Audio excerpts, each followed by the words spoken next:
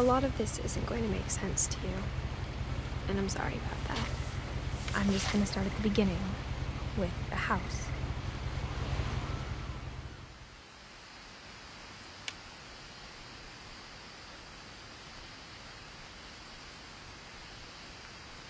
Someone had put up a chain link fence, but it looked like I wasn't the first person to hop it. My brother Milton disappeared when I was 4. It was like the house just swallowed him up.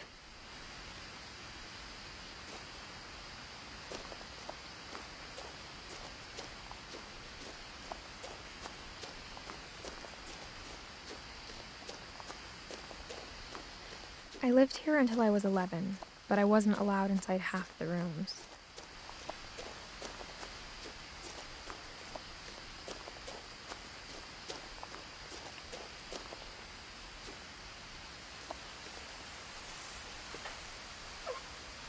Inside the mailbox were bills from 7 years ago, marked urgent, open immediately.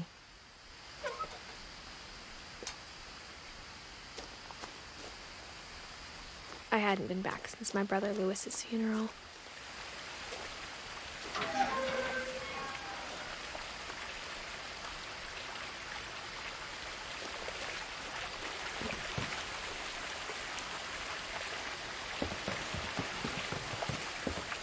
In her will, my mother left me a key, but didn't tell me what it unlocked. Maybe she thought I'd know, or she thought that the mystery would be enough to bring me back.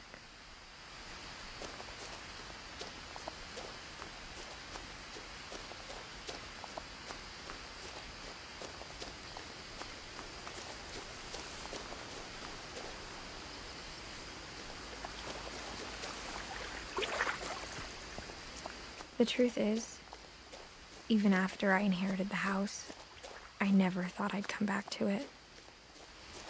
But now I had questions about my family that only the house knew the answers to.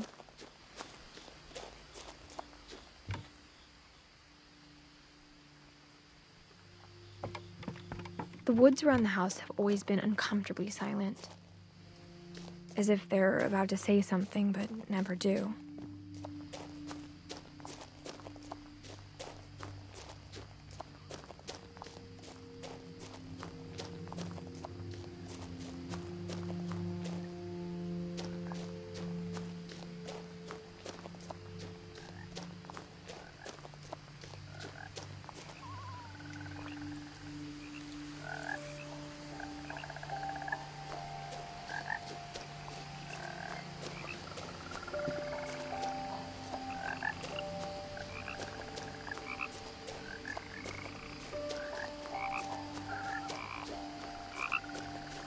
The house was exactly like I remembered it, the way I'd been dreaming about it.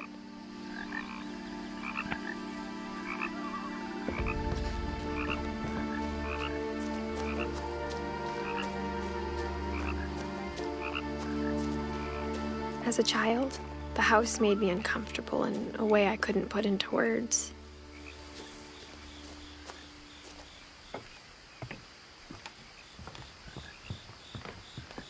Now, as a 17-year-old, I knew exactly what those words were. I was afraid of the house.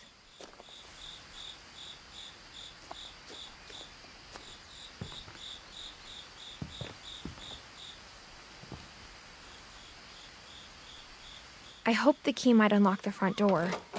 It didn't.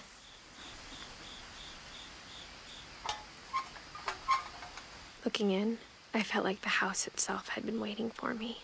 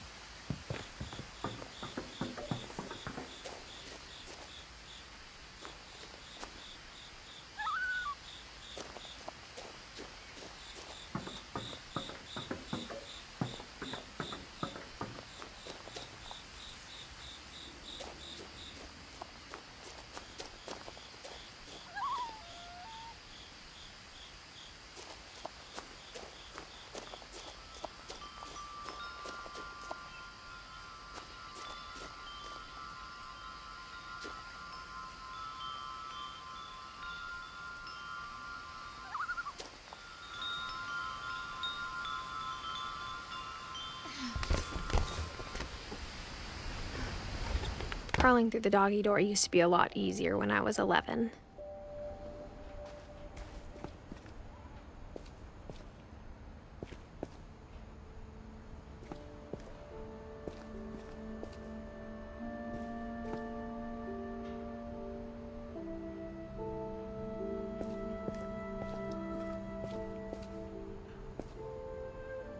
The power had been turned off the night we left. For the first time in years,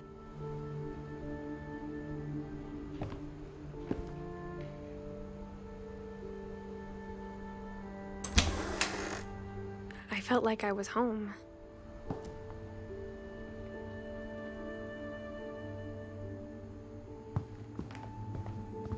But instead of a family, there were just memories of one.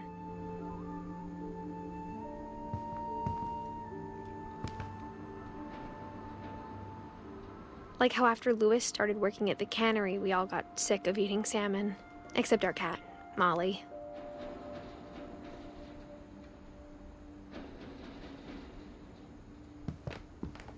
Or how only one restaurant would deliver to our house, so we had Chinese a lot.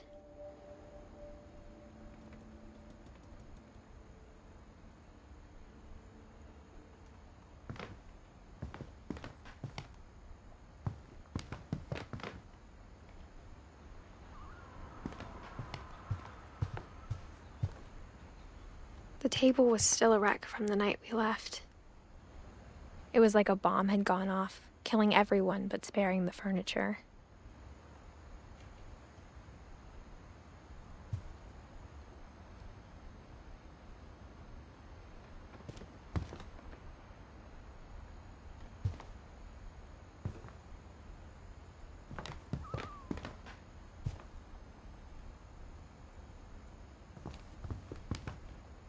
My mom was the only one of us who could imagine Great-Grandma Edie living in a nursing home.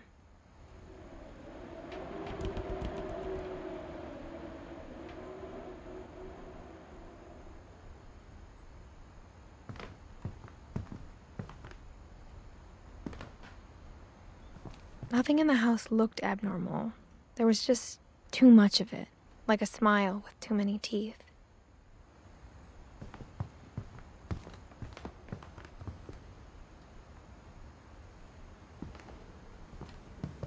Even the fireplace had a story. Edie told me the bricks came from the original house, after it sank.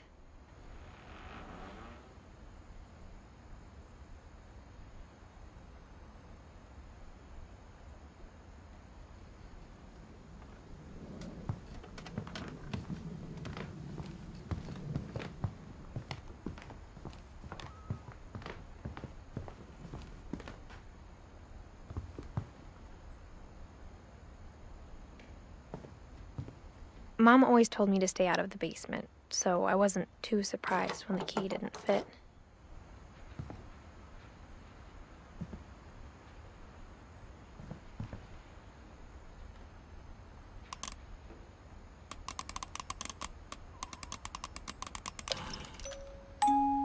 Great-Grandpa Sven built a music box for Barbara, along with the rest of the house.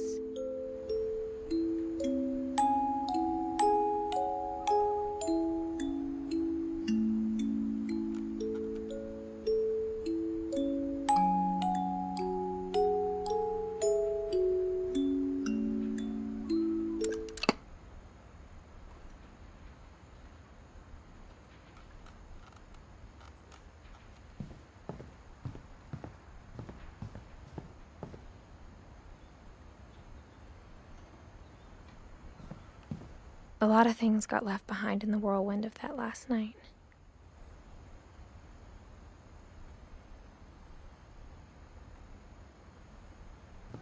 My mom wasn't much of an optimist, but she never stopped believing that my brother Milton was alive.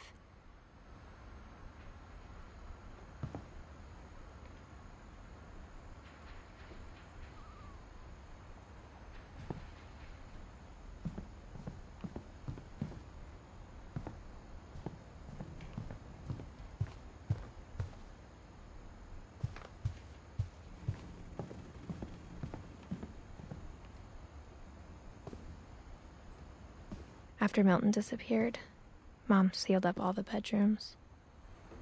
Then Edie retaliated and drilled peepholes.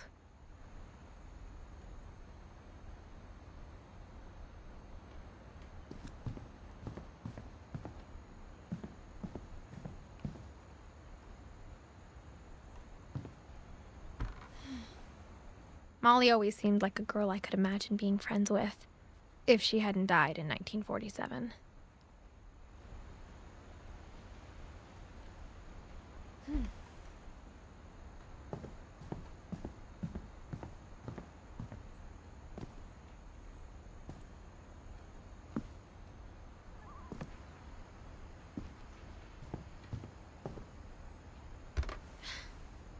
Edie told me once that every Finch who ever lived is buried somewhere in the library.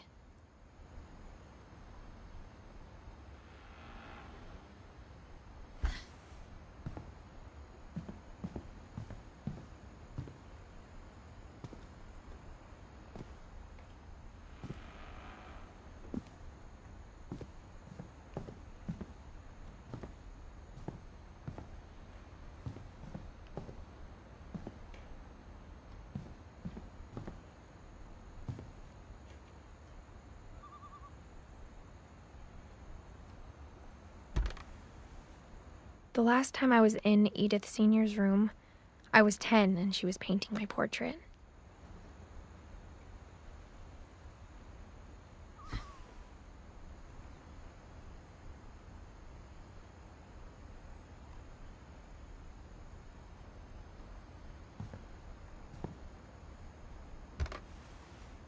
My Grandpa Sam spent 7 years sharing a room with his dead brother, Calvin.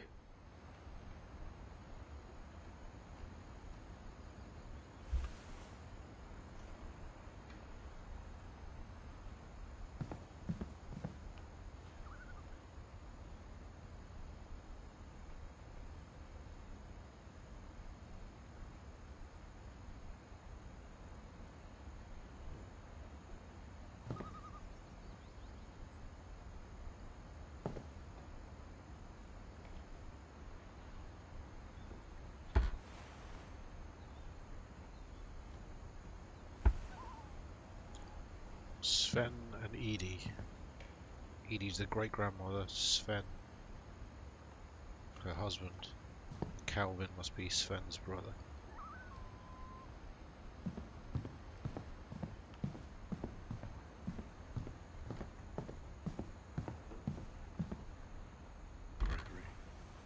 As a kid, I just assumed every house had peepholes and sealed rooms you weren't allowed inside of. That's a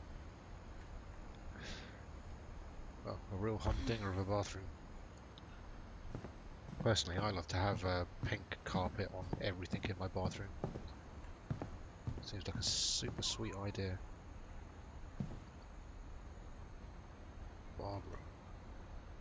She was mentioned downstairs. The granddad built her a music box, I think. Whenever people ask me about my family, the first thing they always want to know about is Barbara.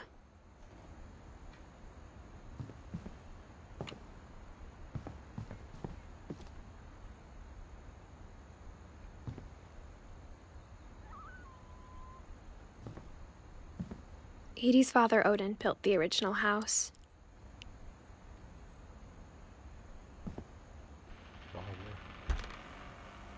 Barbara was a child star for 2 years, until America grew out of it.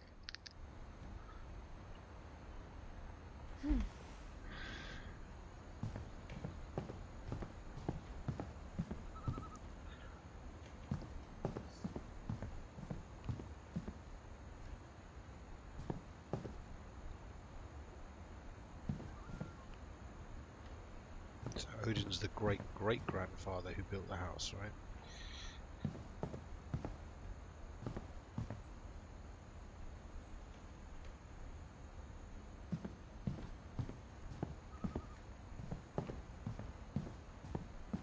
I spent a lot of time playing in Great Uncle Walter's room. I think my mom sometimes regretted not sealing it up.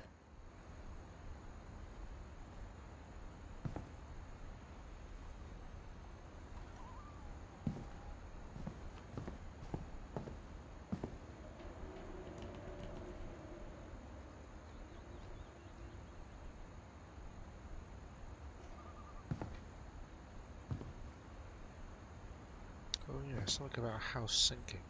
The chimney was built from the original bricks of the original house, which sank.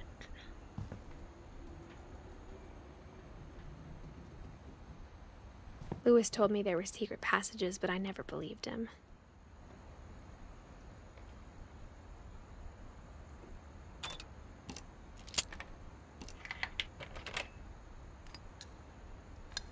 Turns out, my mom was really good at keeping secrets. Now it was time to find out what my mom had been afraid of.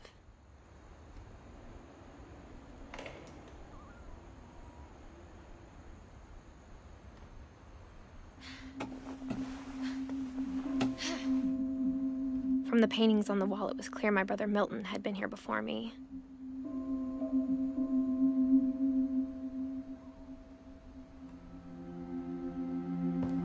Reading this, maybe it sounds like I had a plan. But I had no idea what was behind that door.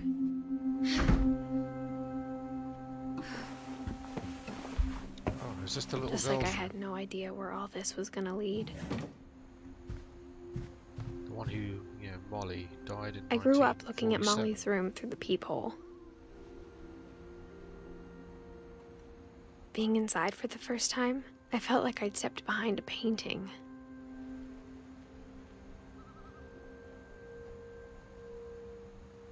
Died in 1947.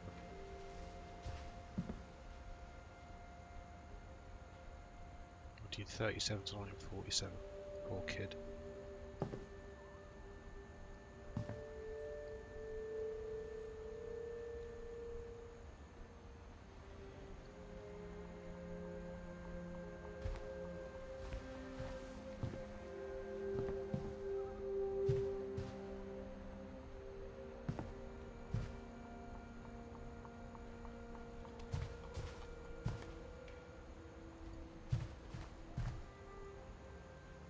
Molly's gerbil had a tiny bedroom with its own even tinier gerbil cage.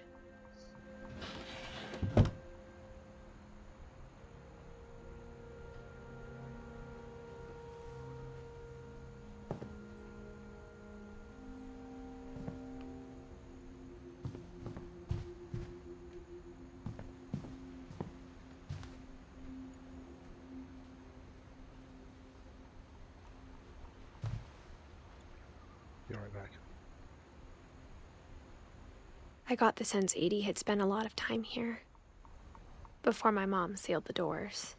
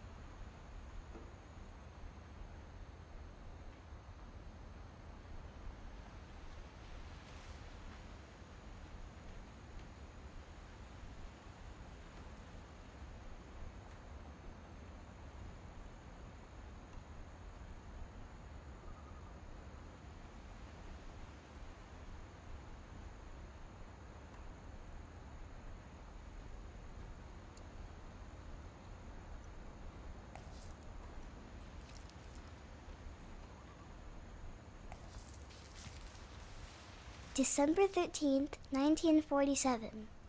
Dear Diary, I'll be gone soon, but I wanted to tell somebody about what's gonna happen. It started when Mom sent me to bed without dinner. I woke up and I was starving, so I looked around for something to eat.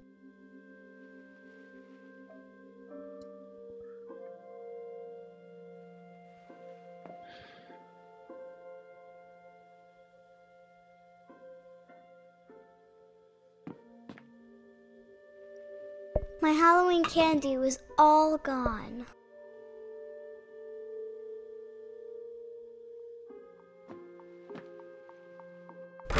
Mom, can I come out now? Sweetheart, it's late. Go to sleep.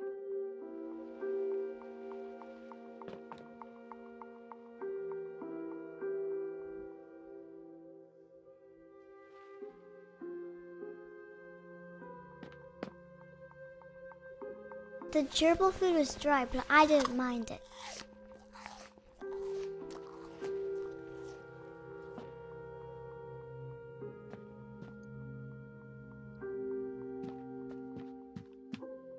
Delicious.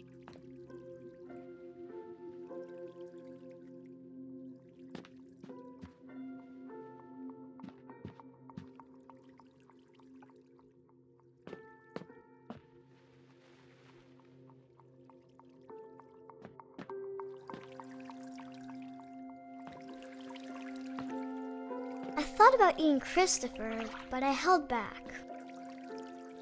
Don't eat Christopher.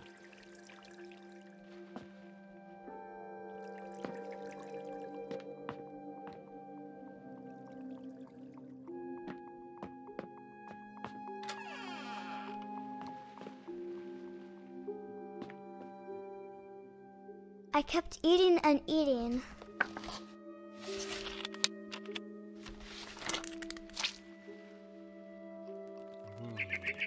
Minty.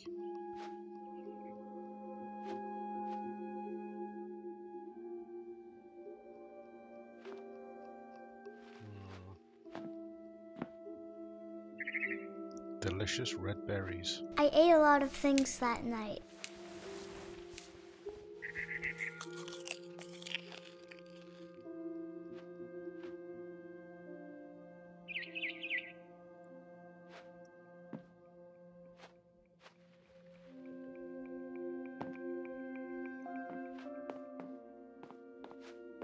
Then I heard chirping outside my window.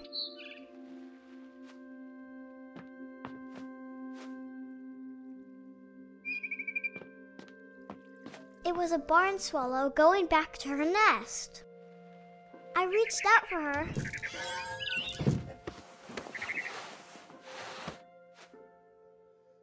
And suddenly, I was a cat.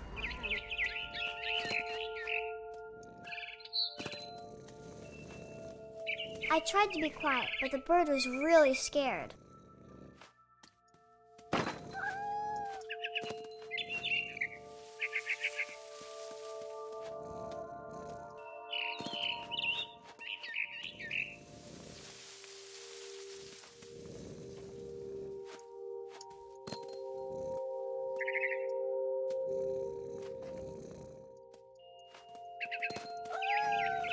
Mom and Dad didn't even look at me.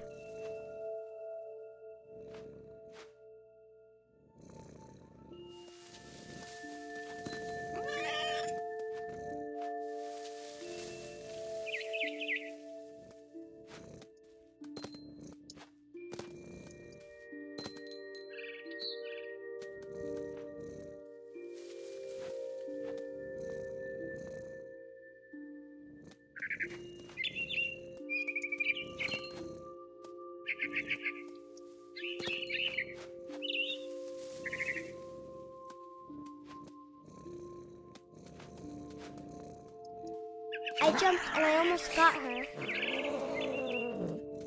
Come back, birdie.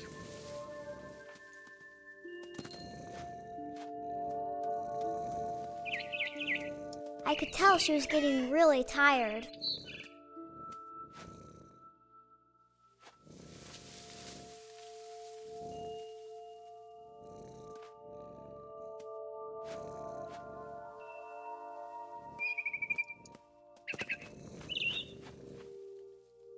Now I was up in the big tree. I promised Dad I wouldn't climb it anymore. All I cared about was eating that mama bird.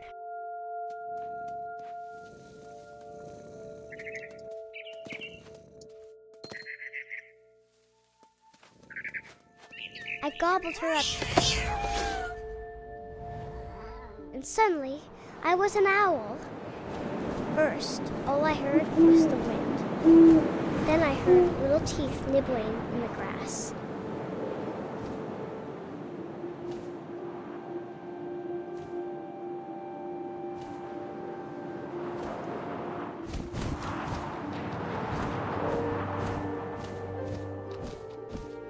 Rabbits.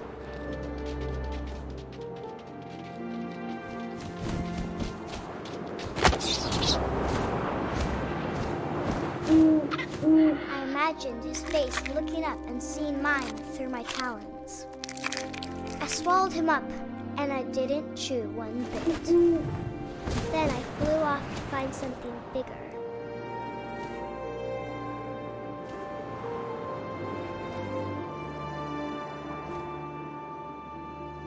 A mama rabbit.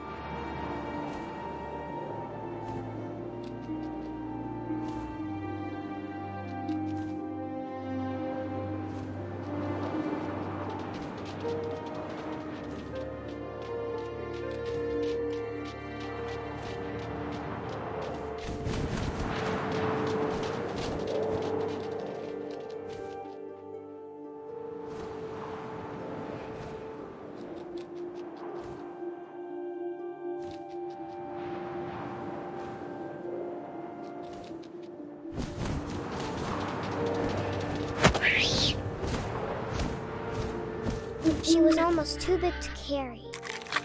I started choking, but I couldn't stop eating. And suddenly, I was a shark.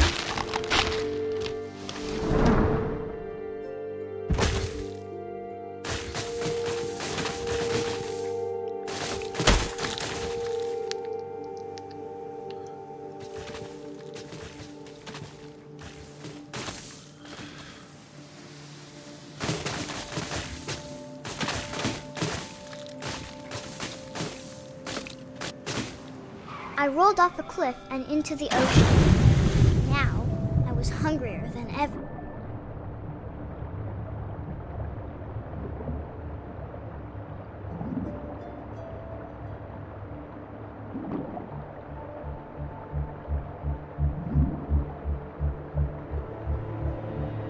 I wanted fat, juicy seals.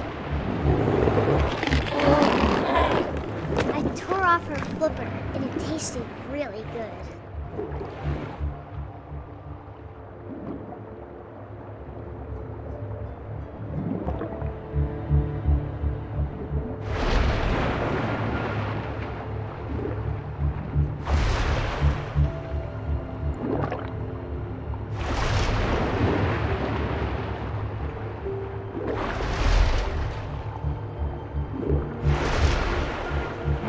Grabbed on tight. But I was so hungry, I jumped out of the water. When I opened my eyes, everything had changed.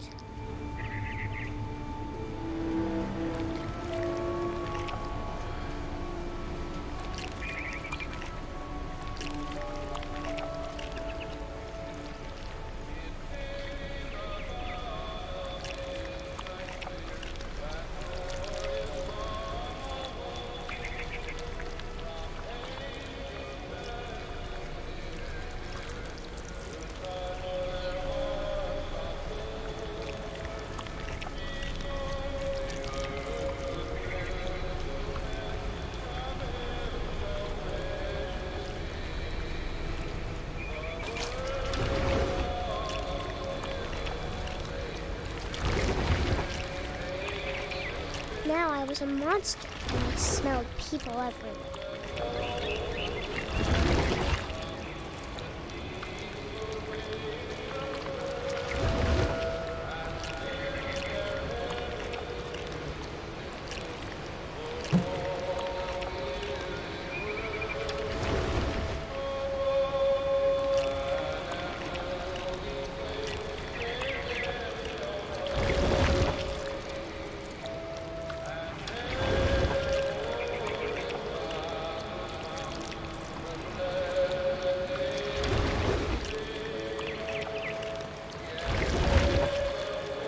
I was big, but I moved real quiet.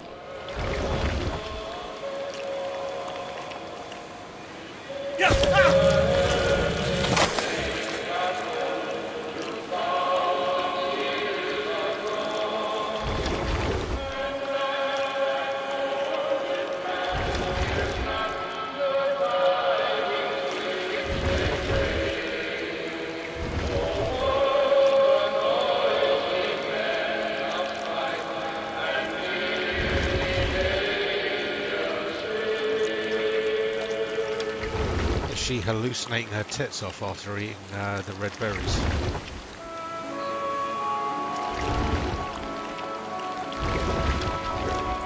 I wanted to stop, but also I didn't.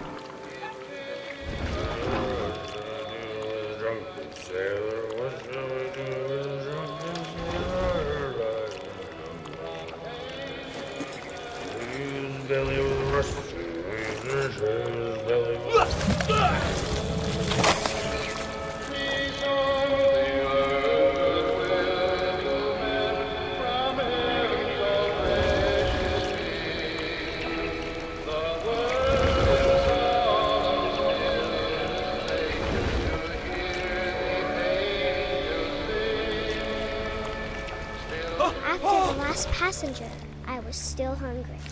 And across the water, I smelled something new. Something I had to have, so I swam towards it.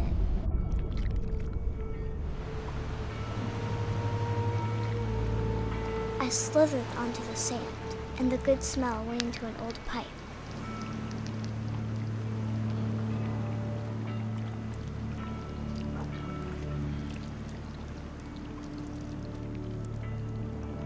Are we gonna go up somebody's butthole? Nearly.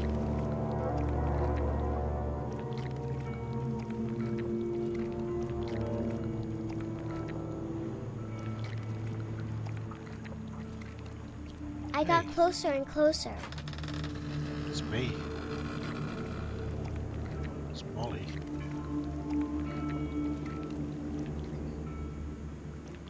Am I gonna eat the gerbil?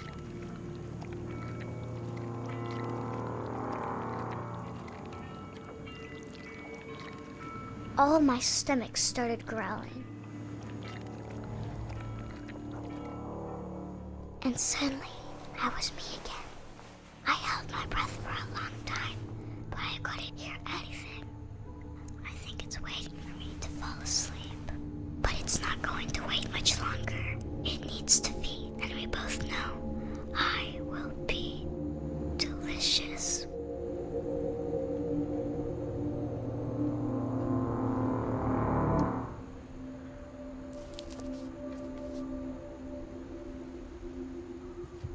Poor Molly. I'm not sure if I believed all of that, but I'm sure Edie would have.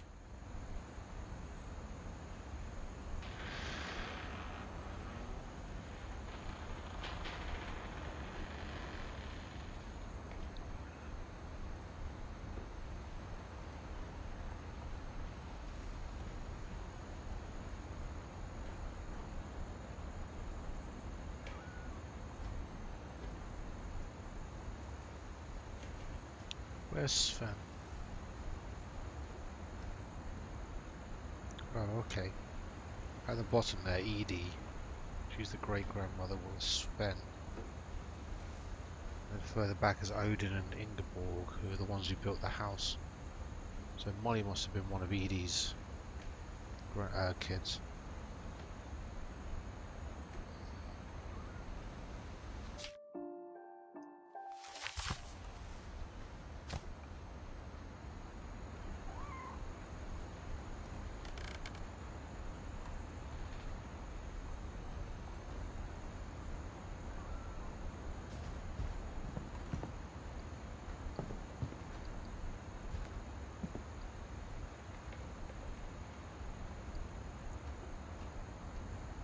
I can't describe it, but I felt like some part of Molly was still here.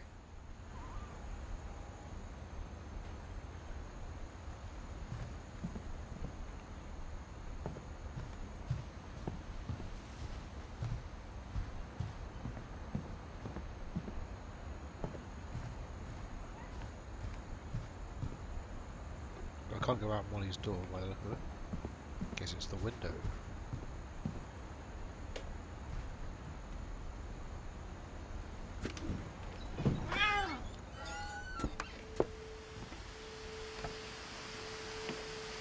This will be obvious later, but my mom never told me any of these stories. Edie would have, but Mom didn't like bringing up the past. Though, when we adopted a stray kitten, she was the one who named it Molly.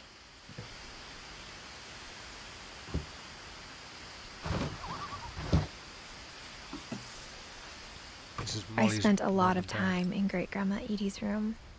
This is Molly's mother, father, I suppose.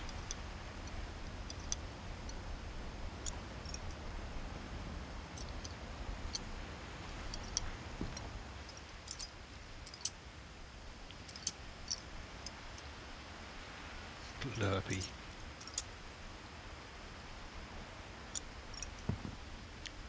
Purpley. Rob. Not many much imagination. Rob's a frog. What the hell?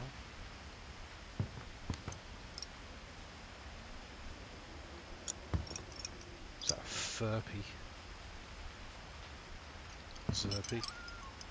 An owl? Edie knit me a new pair of gloves every year, just in time to replace the old ones.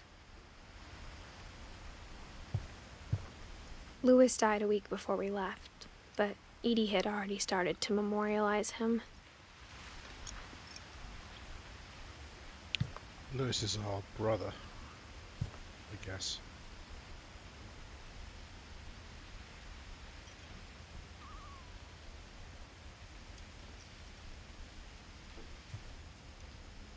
These handprints, Lewis, Milton, Edith.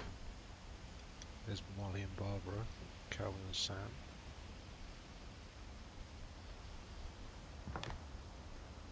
Lewis. Her room was like a museum. It's that same guy.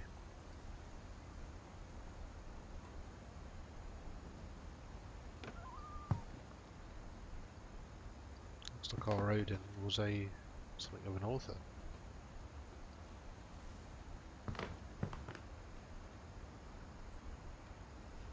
Joining the Great Majority. Seems to be an author on death. The Mystery of Death and Thereafter. Joining the Great Majority. That's going to be a book on death.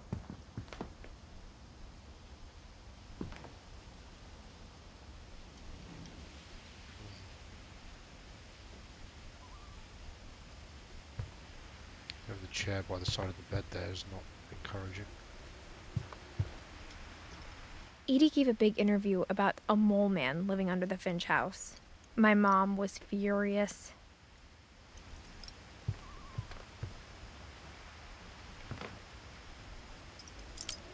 Derpy.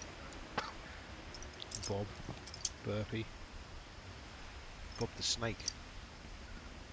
Derpy Jr. Some good animal names. I'm into it. I want to get a bird and call it Derpy. Built 1937. Sven Finch. Oh yeah, Odin built the original house. Maybe Sven built this new one. I hadn't thought of myself as Edith Jr. for a long, long time. Of course.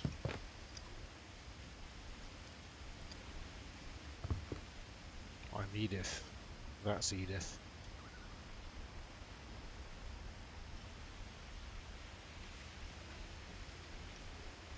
One summer, they evacuated the island, but Edie refused to go. For a few weeks, she was a celebrity. Oh, hey man, how you doing? When Edie told people Sven was killed by a dragon, she could also have said he was building a dragon-shaped slide that collapsed. She could have, but she didn't.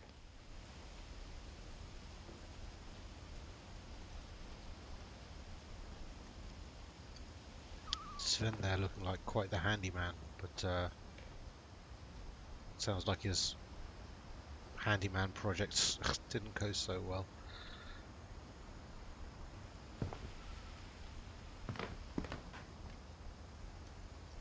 even in her 90s. Sometimes Edie seemed a lot younger than my mother.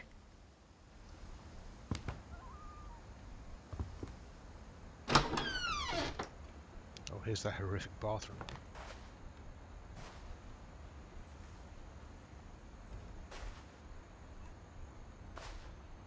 The only trace Grandpa Sam's first wife, Kay, left on the house was the pink bathroom. It was a pretty big trace. It's a monstrosity.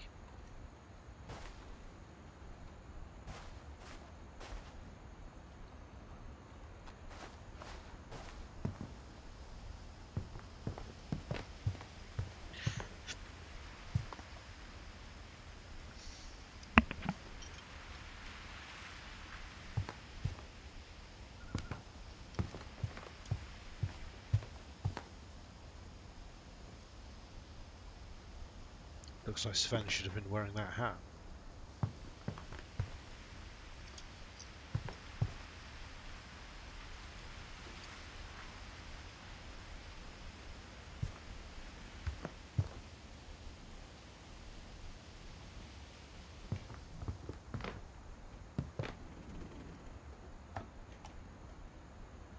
For 500 years, the Finches have been famous throughout Norway for their fortune and misfortune. Odin Finch buries the latest victims of the family curse, his wife Ingeborg and their newborn son, Johan. On January 7th, 1937, he set sail with his family and his house, hoping to leave the curse behind. But 40-foot waves off the coast of Washington send the house and Odin to the bottom of the sea.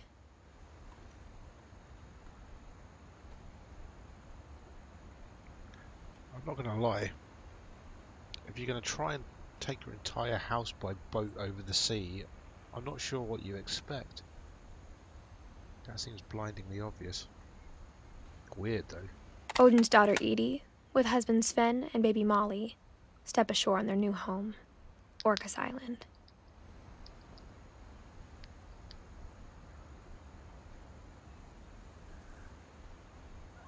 Odin Finch is the first to be buried in the new family cemetery.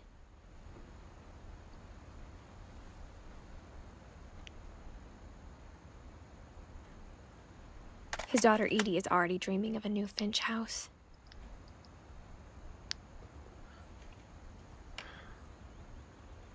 So Odin and his family, or Odin goes down with the house then, by the sound of it. And Edie, great-grandma Edie and great-grandpa Sven build a new house.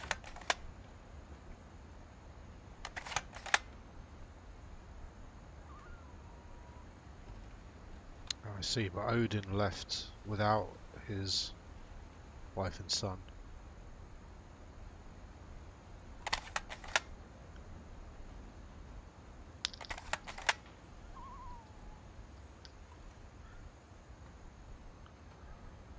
Odin goes down with the house.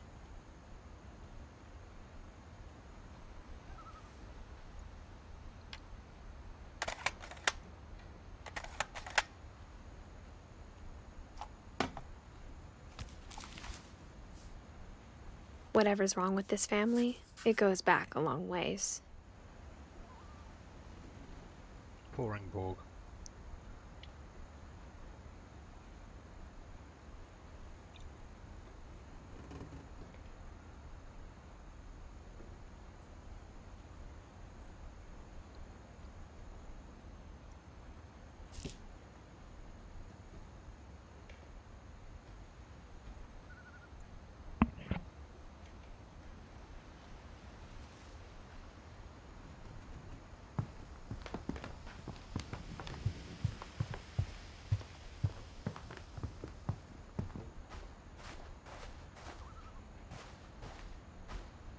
This is all sealed up.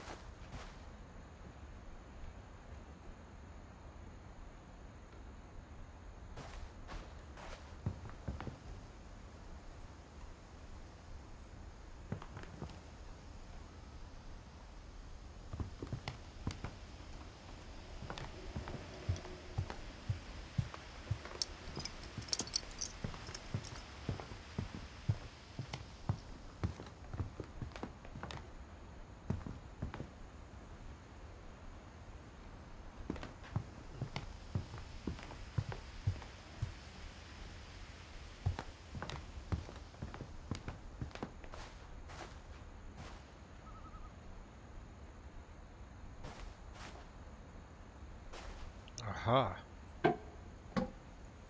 Just stand on this toilet.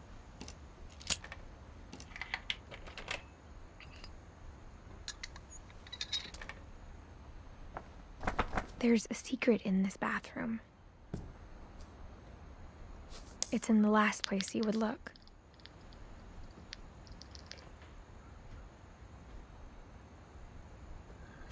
It isn't in the cupboard. It's hidden in this book.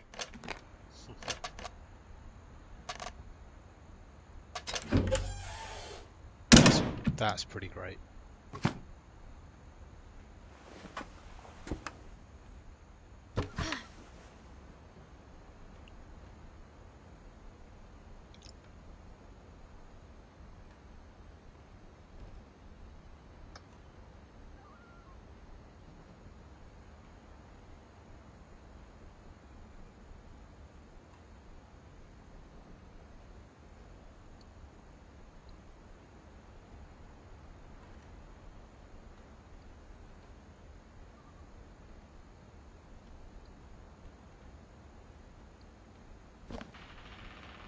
Sven gave Sam an old camera he'd refurbished. He never put it down.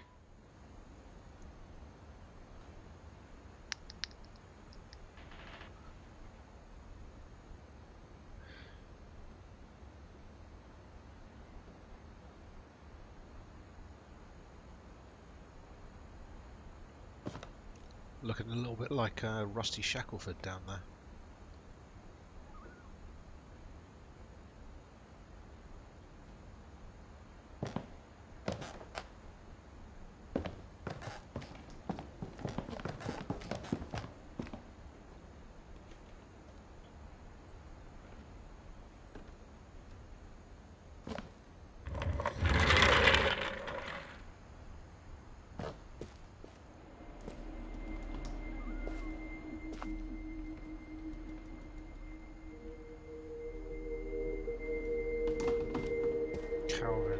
Sam.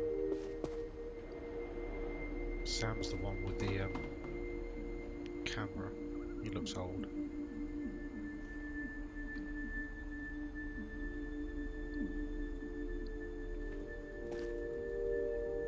Captured the secret lives of war photographers. Cigarettes.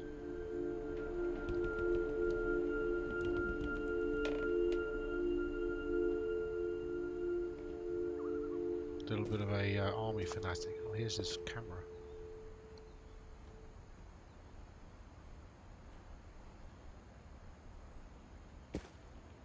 I knew Grandpa Sam had a twin.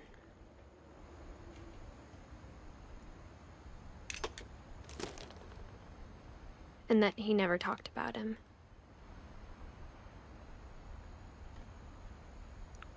When we looked through the spy hole, she said that Sam had stayed in the room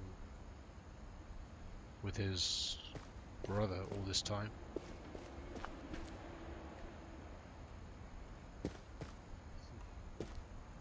Fought Calvin, fought Sam.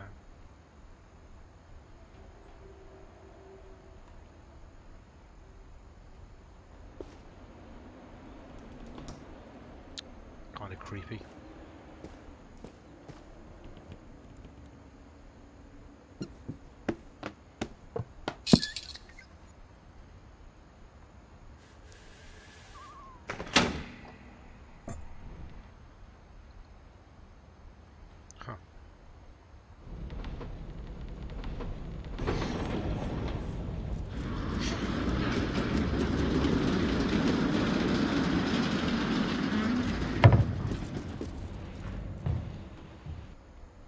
I guess we don't want to go through there, you can't quite yet.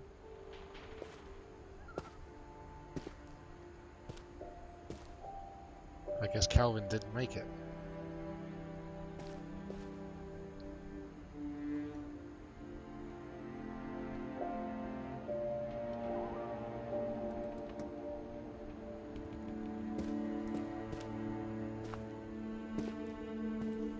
I guess my grandpa didn't like history any more than my mom did.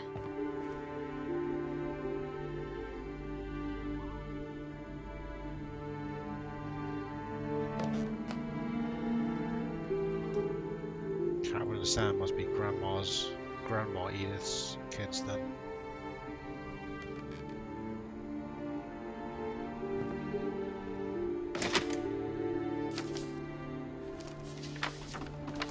How I Want to Remember My Brother by Sam Finch.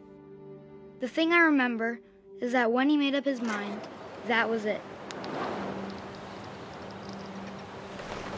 My brother said he'd die before he ate another mushroom, and he did. At Barbara's funeral, we swore he'd never be afraid again, and he wasn't. I think Calvin always wanted to fly. Sam! Calvin! Dinner's ready! Coming! But that day, he finally made up his mind to do it. I told him going around was impossible.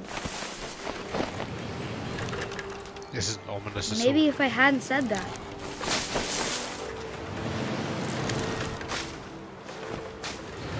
Calvin! I'm not gonna tell you again! Fuck it, Maybe I if can the go wind around. hadn't picked up, I can go around, man. I can go around. then Do maybe this. he'd still be here. But I doubt it. I think he'd already made up his mind. That's what I want to remember about my brother. Yeah, boy. The day he made up his mind to fly. And he did.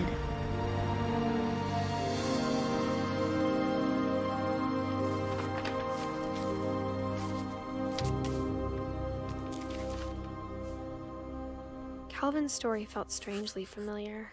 When I was younger, I remember trying to do the exact same thing.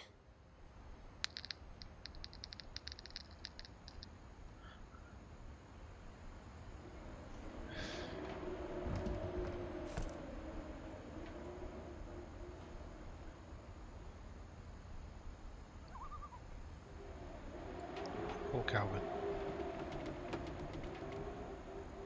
Dumbass thing to do, but kids will be kids, I suppose. After the funeral, Edie roped off Calvin's half of the room.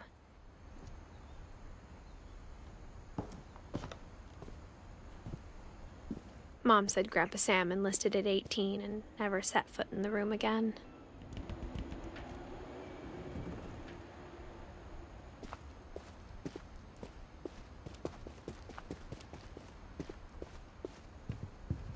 The passages were a pretty tight fit. They'd obviously been built for smaller hands and bellies.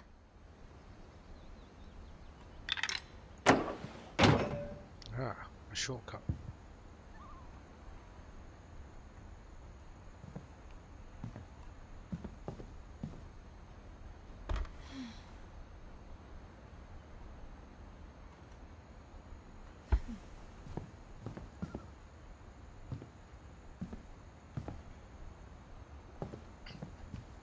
Calvin and Sam scurrying through these little passages with a cache of wine, waiting for them. Oh dear.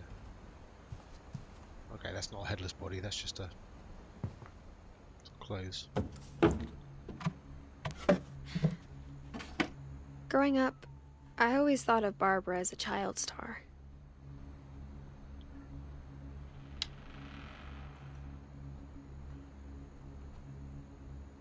This all looks a little bit over the top, if you ask me.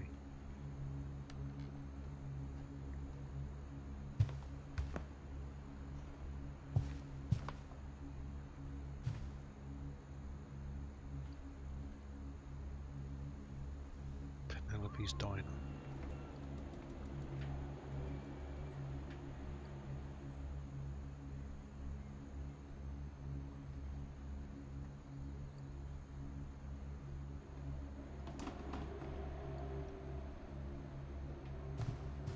I never thought about how hard it must have been for her afterwards. She seems a little obsessed to me.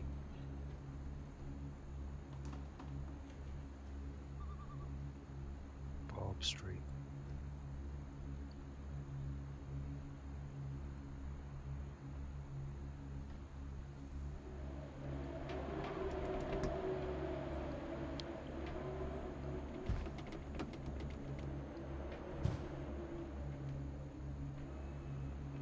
happy birthday with 2 candles left. All the rest pulled out. 1, 2, 3, 4, 5, 6, 7, 8, 11, 12, 13, 14, 15, 16.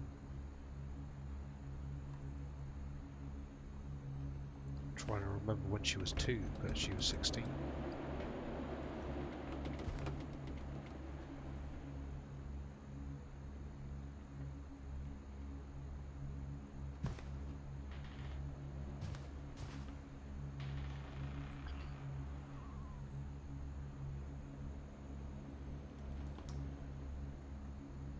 When she died, 44 to 1960. 50, yeah, 16.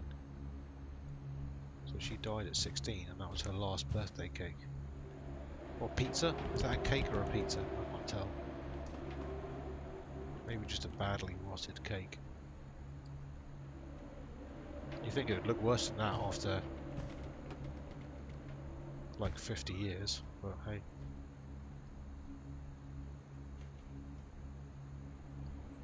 Be right back.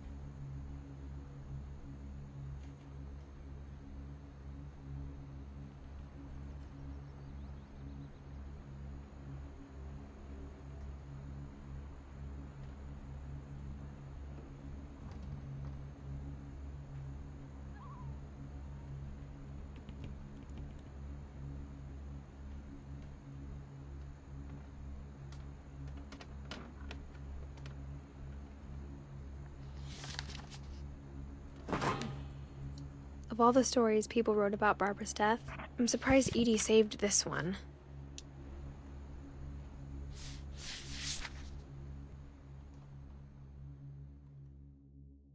Old Jack here with another ghastly tale inspired by America's most unfortunate family. I'm calling it The Surprise Ending of Barbara Finch. As a child star, Barbara was famous for her scream. Now at 16, she was all washed up. A has-been. But in a lucky break, she'd been asked to perform her signature scream at a local convention for monster movie fans. It was just the boost her career needed. Unfortunately, her scream hadn't aged well. Getting better. I think you just need the right motivation. Her biggest fan and current boyfriend, Rick, was about to demonstrate when... Now that was a great scream. It was Barbara's father, Sven. He'd slipped into a table saw and had to be rushed to the emergency room. So Barbara got stuck babysitting her youngest brother, Walter. Her convention comeback was cancelled. Okay, I'm hearing frustration, but I'm not hearing terror. What if I tried... A gang of hoodlums in Halloween masks have been terrorizing Orcas Island tonight. Police are urging residents to... That came from the basement. You're right! Also, I loved your delivery on that. Why is your basement door locked? Because my dad likes making puzzles and secret passages. There's a key hidden in the music box. The secret is to keep winding and winding until finally the key pops out. Thanks, babe. I'll be back in a sec. 20 minutes later, Rick hadn't returned. So Barbara went to look for him, right on cue. She reached for the music box.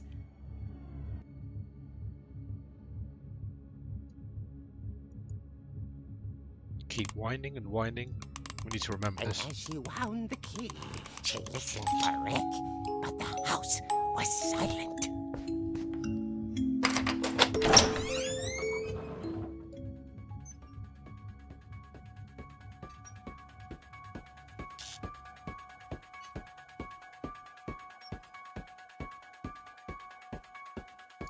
Hey, I've got control.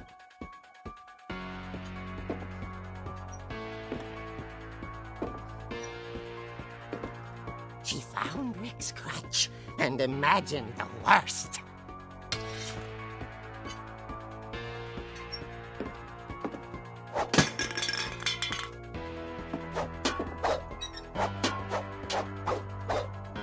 Yeah, smash the state.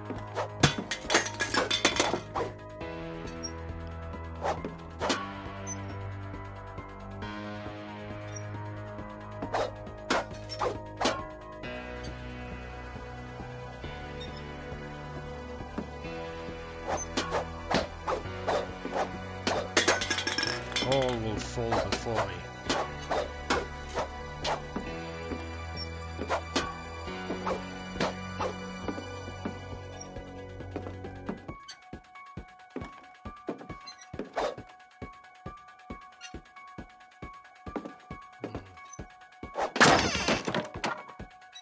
Okay. The gang's leader is the infamous Hookman killer, Dr. Carl Hamill, who impaled and then ate his family 10 years ago tonight.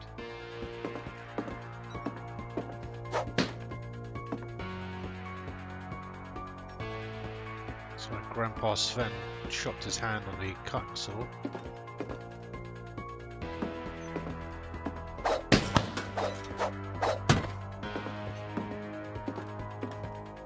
The old fridge rattled and grew still.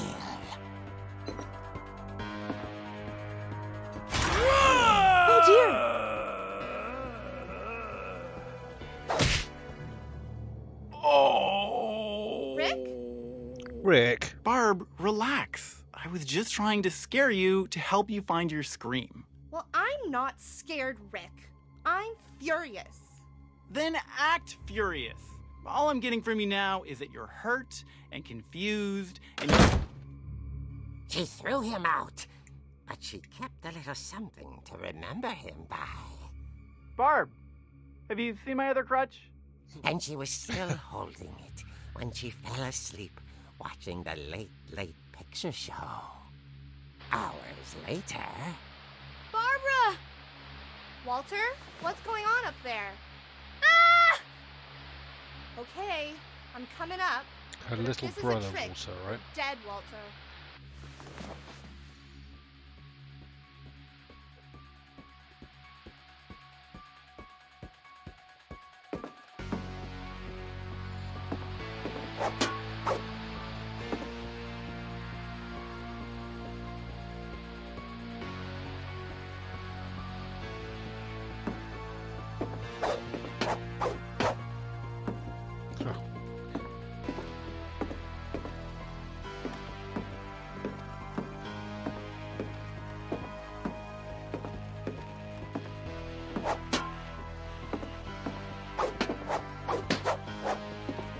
As soon as somebody gives me something to bash with, I'm going to bash everything I possibly can. Come on.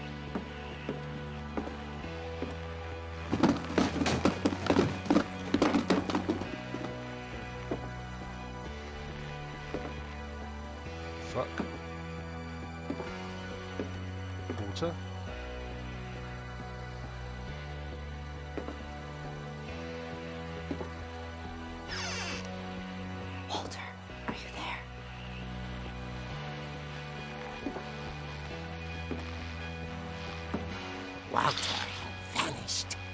his bedside radio was still on.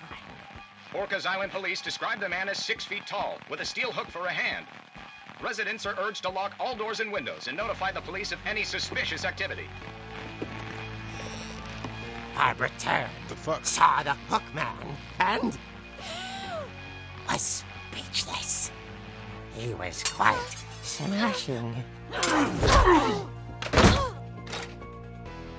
And there he was. He couldn't get enough of Barbara. Okay, Barbara. There's gotta be another way out of here.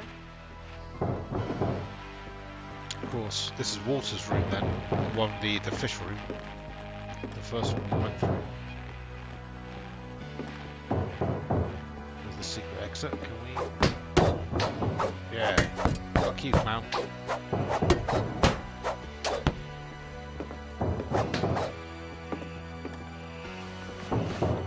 That night, she played her part beautifully.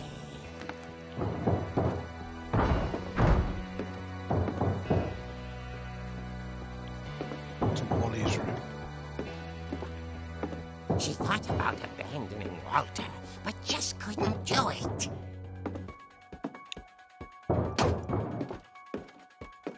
Is that another secret there? Inside the cupboard. Maybe we need to come back and check that. One morning.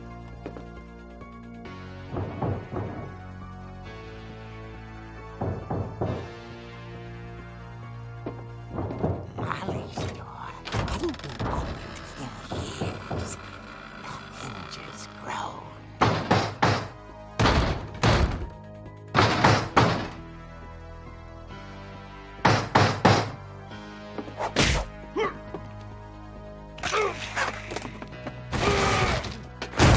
It wasn't moving, but she sensed the story might not be over yet. Fuck that guy. Don't you dare hook hand me. I love the comic book style of the graphics. This whole presentation is fantastic. Oh shit, he's gone.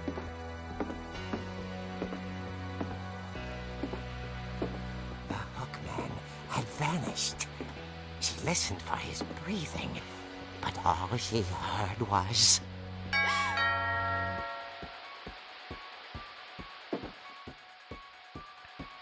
This whole comic book style is fantastic. Graphics wise, and the comic sales, like the comic book. The door was dying to speak to young Barbara. The comic book style of all the surroundings as well, like the framing and everything is fantastic.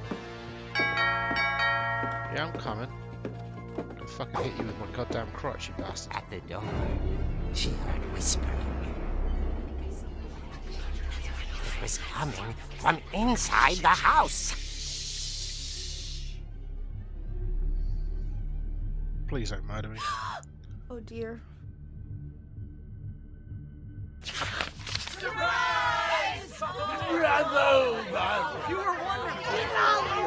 The monsters had come to surprise her.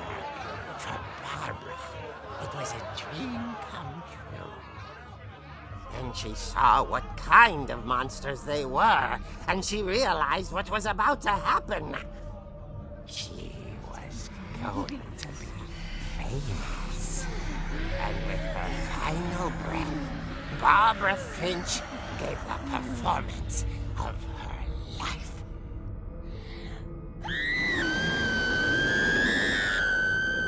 I wasn't there myself, but I hear Barbara was magnificent. Poor girl. She had a taste for stardom. But unfortunately, so did her fans.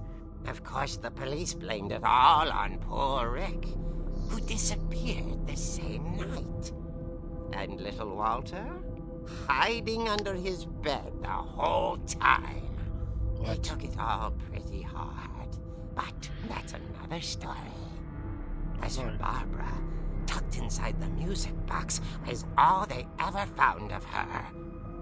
Her ear. Now the That's what I call a real eerie tale.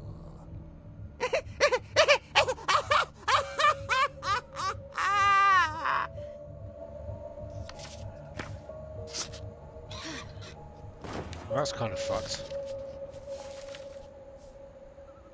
Edie told me all Barbara wanted was to be remembered, as absurd as that comic was.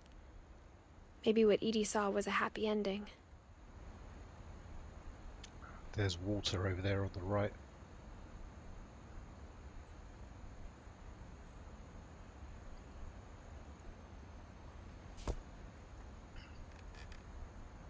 So she was murdered on Halloween by the hook hand guy and his gang. Poor Walter was witness to it all, I suppose. Or at least was in the house when it happened. Hiding under his bed the whole time.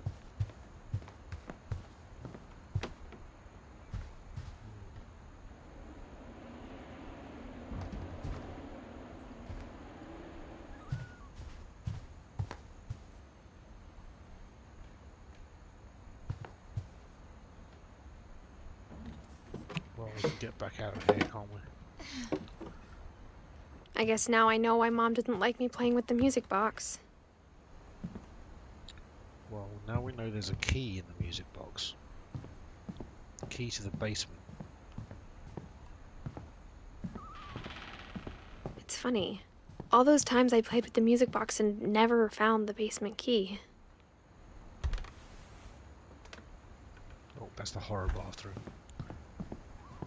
Every time I see it, it kind of makes me want to puke. I was expecting to see a roller skate down here, but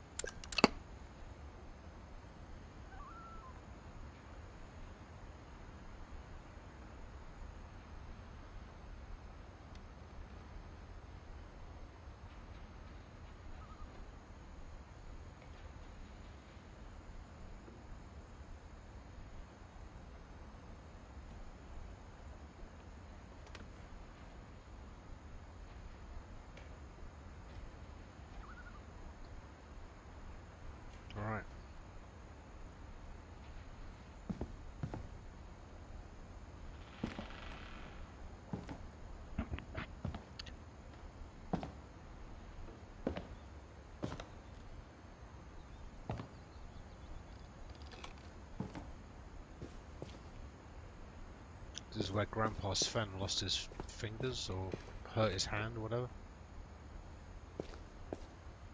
We know he died in the collapse of the dragon thing he was building. So he must have survived the hand injury. Here's the saw.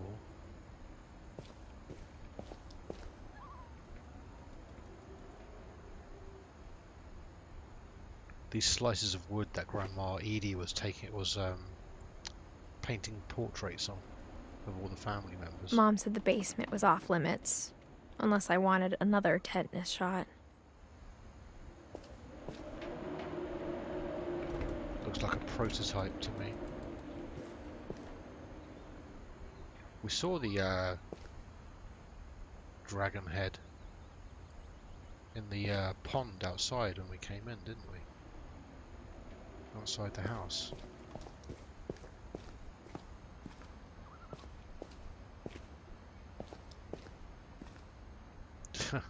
Snugula.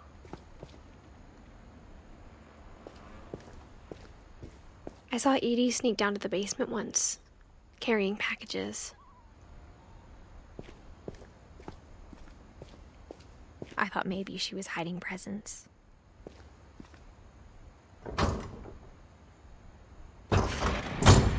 It turned out she was hiding a lot more than that.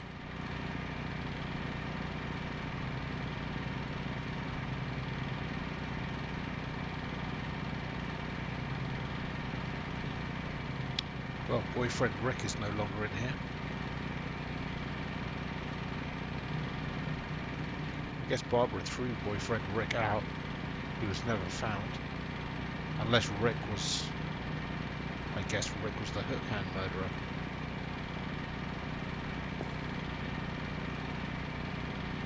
Barbara's greatest fan.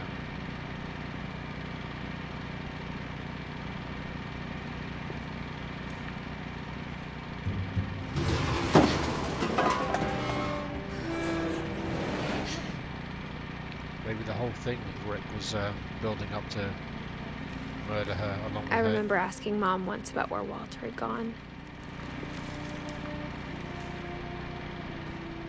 She said after Barbara died, he got as far away as he could.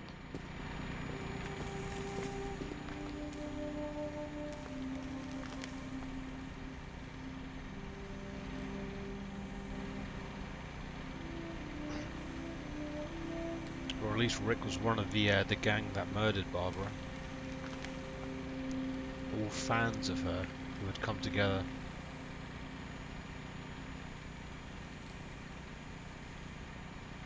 I don't know, man. That's weird.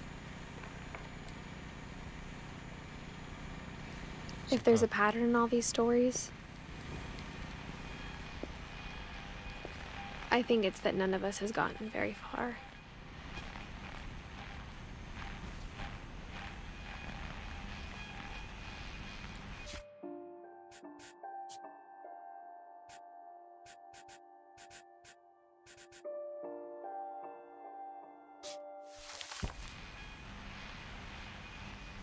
No crouch button.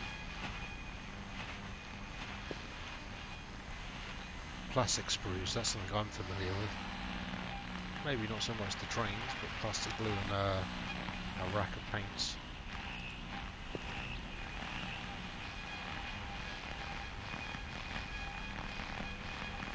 Water. 1952 to 2005. 53 years old.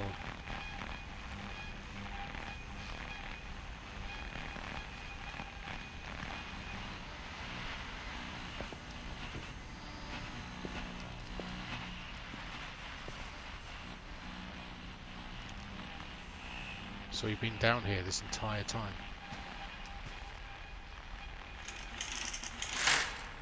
Huh. A fake window with like a painting on the other side. Yeah. How long has he been down here? Since he was a kid, I suppose.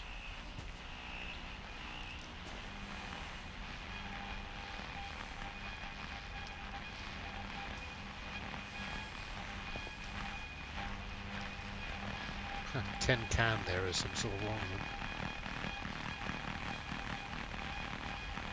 Or token to his shrine.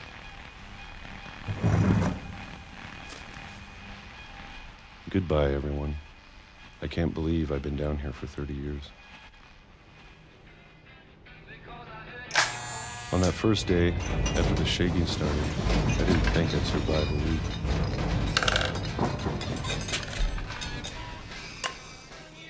Been here since 1968. Barbara died in 1960, right? So he came down here 8 years later, so when he was 20.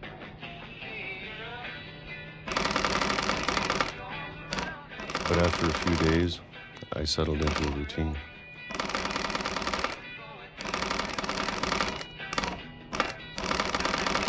That's what kept me sane.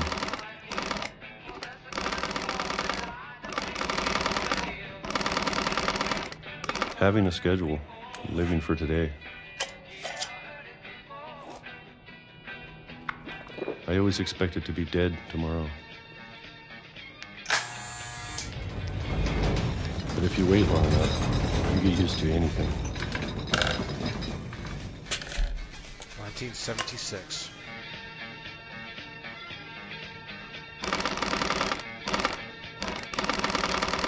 Even a monster on the other side of the door starts to feel normal.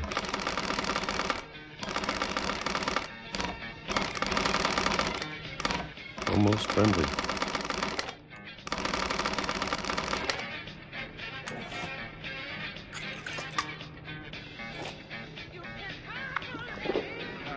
And then one day, everything just stopped. 2005. Jesus. Time flies, huh? Whatever that thing was, it was gone. His hands Maybe are it more, got tired of waiting. His hands are more Or maybe I just got tired of being afraid.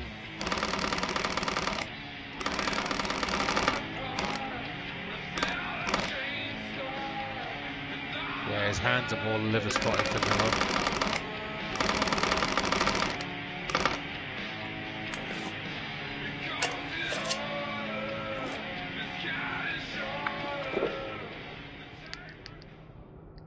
It's been a week now, the longest in 30 years. I'm done waiting. I have to leave. Well, I still can.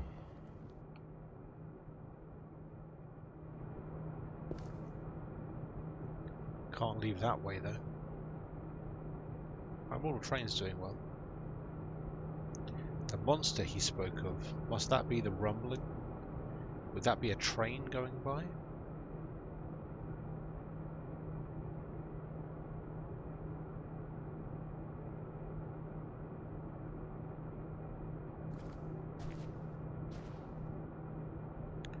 I have to leave while I still can. I've been down here long enough, man. It's been like 50 years or whatever.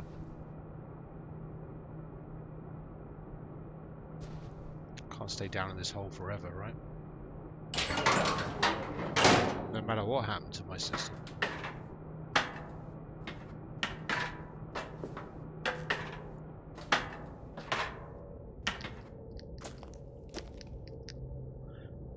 This is where I keep all my spare model kits. Cereal. You know the way it is, you always end up with sprues of random bits lying around. Don't want to throw them away, put them in your bits box. Sometimes the bits box overflows, and I guess in this guy's case, Walter's case, it ends up underground.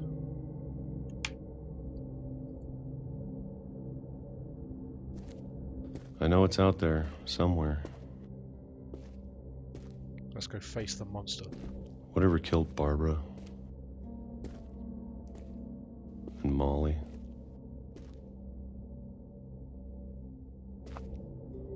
And Calvin.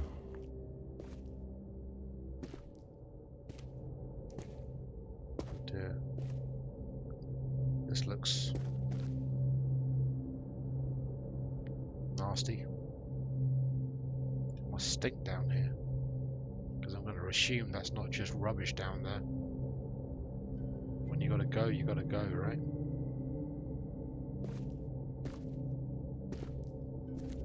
Maybe this is all a mistake. But I need to stop living the same day, even if it kills me.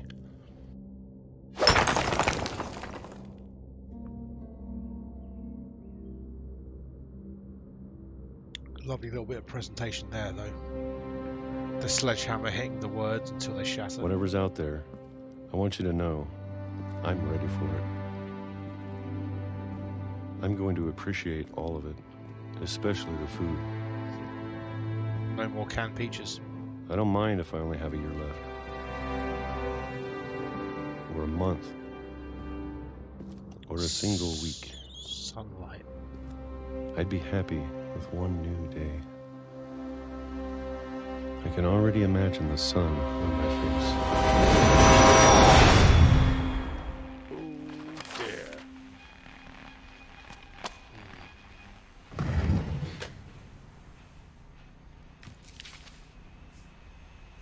Walter died when I was 6. I can't believe my mom never told me he was down here.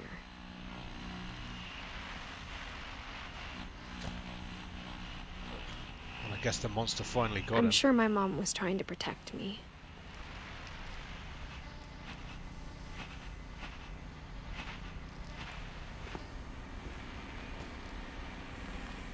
Oh. Thank God he had a toilet at least.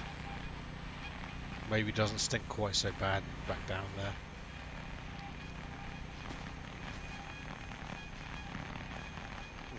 The train's still where he left it.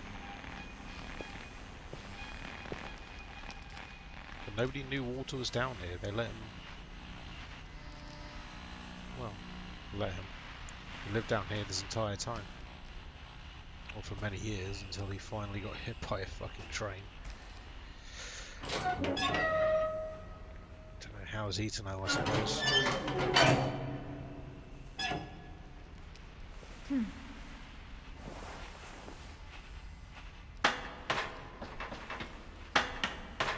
Maybe she was afraid I'd end up like Walter. But if she never told me about an uncle under the house, I can only imagine what else she was hiding. I don't want to make the same mistakes she made.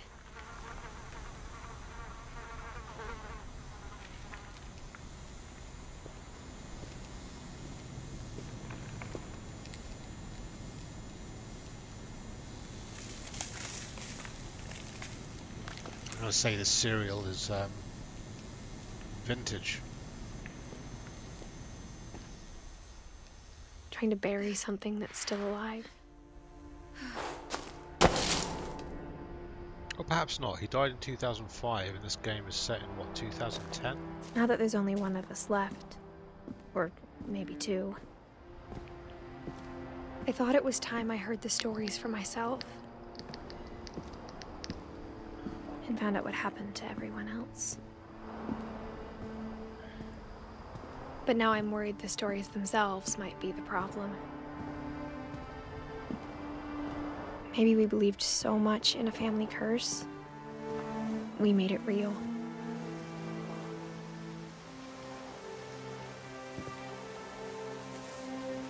Little shrine to Walter.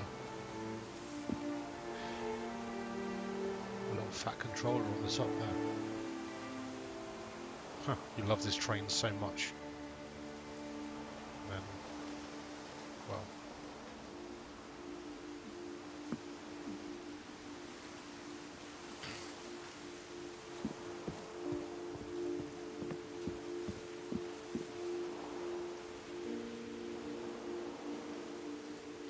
Civilization.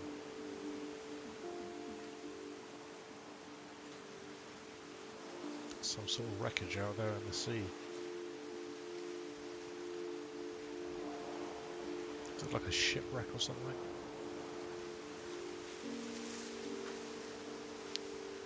Well, looks like I'm not going to be hit by a train at least. Who puts chairs in a tree? I don't know if I should even be writing this.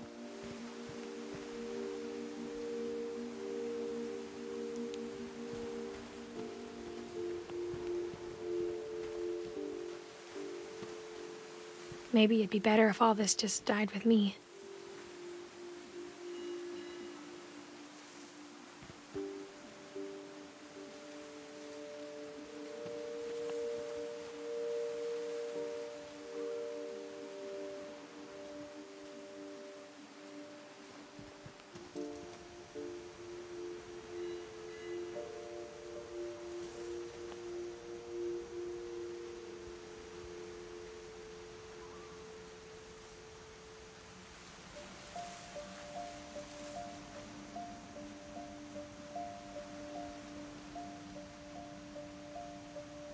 Bear with me one moment.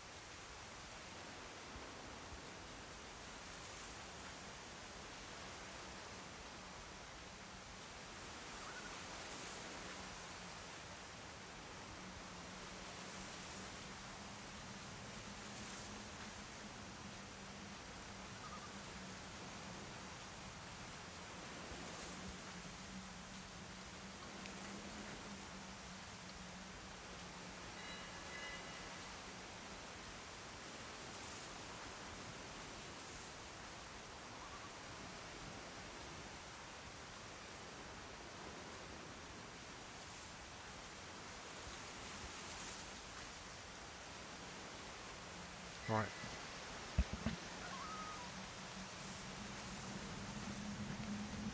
But I thought you should know about your family.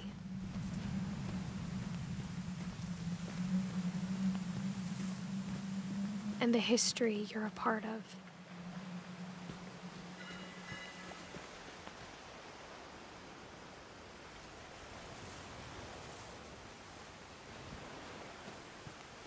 Though to be honest, I feel as lost as you probably do right now.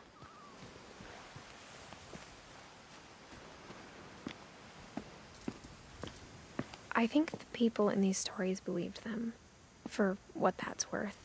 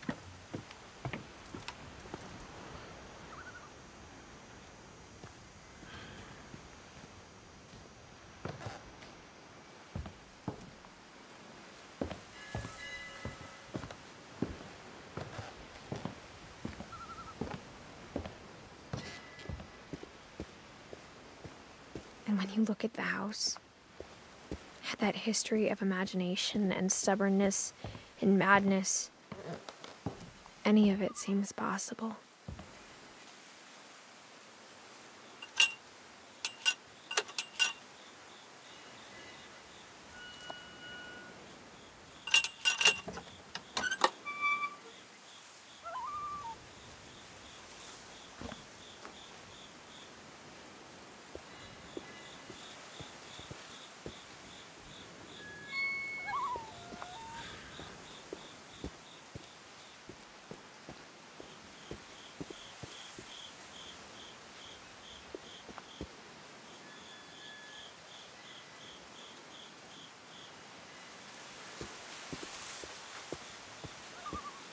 I think we've been surrounded by death for so long, we've just gotten used to it. What kind of family finishes building a cemetery before starting the house?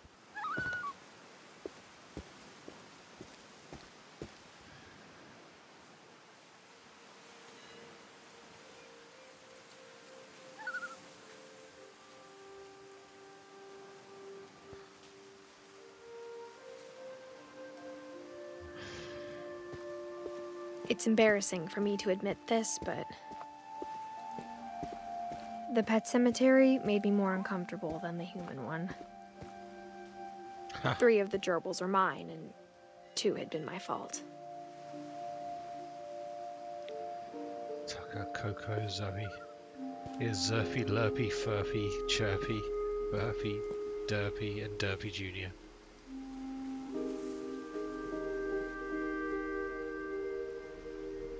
Christopher the fish. Shatsy. Gotta assume that's a dog that shat everywhere. Oh, there's the frog.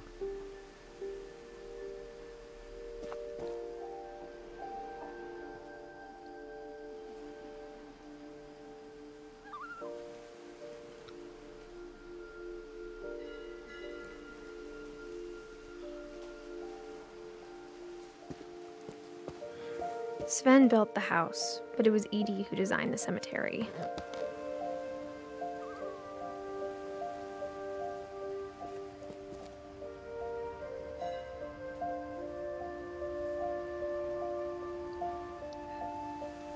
Molly is a owl cat. I guess maybe you could call the cat's tail a tentacle. Calvin. Sven.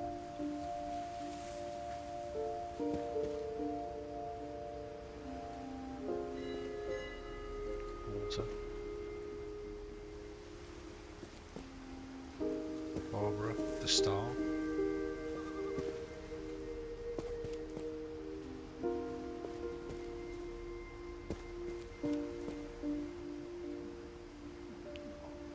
I'm sure Odin's monument had been Edie's idea. My mom was always trying to move on, but for Edie, the past never went away. Edie and Sven sailing away, whilst Odin sinks with his house.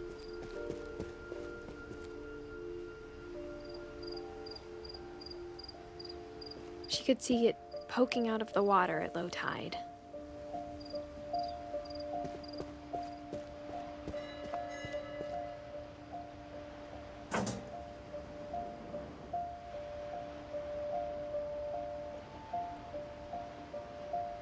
Edie said she dreamed about the old house every night.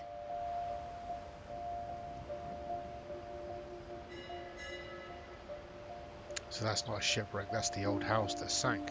Odin's house, that's where he died.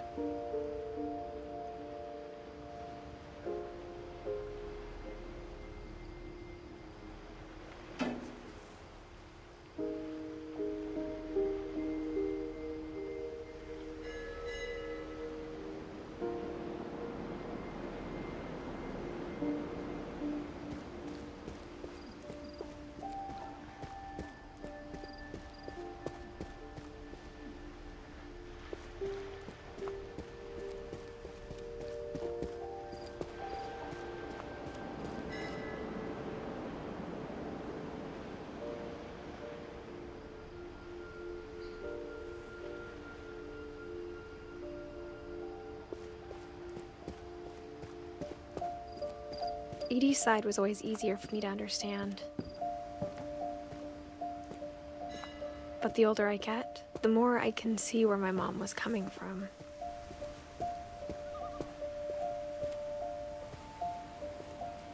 She lost 2 of her brothers, just like I did. I get why she tried so hard to protect us.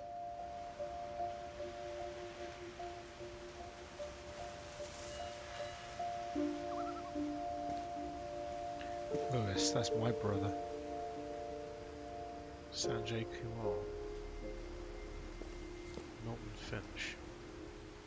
We never found Milton's body, so my mom insisted we were putting up a monument, not a tombstone.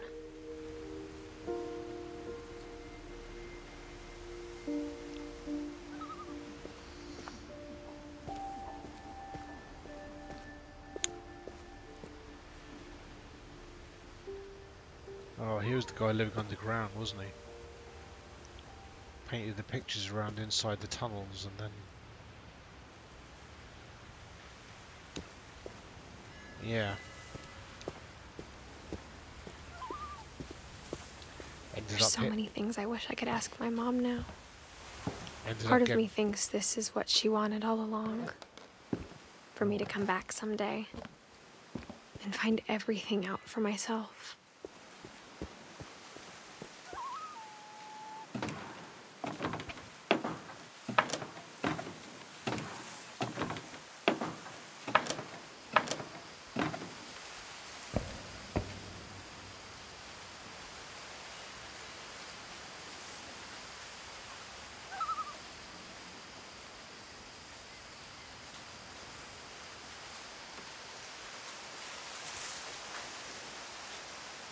But looking back on it now, if she told me there was going to be so much climbing, I never would have come when I was 22 weeks pregnant.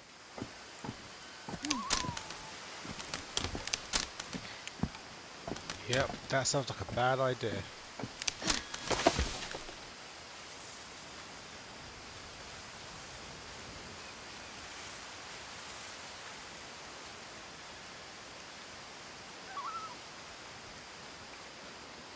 Yeah, poor Milton. Hit by a train.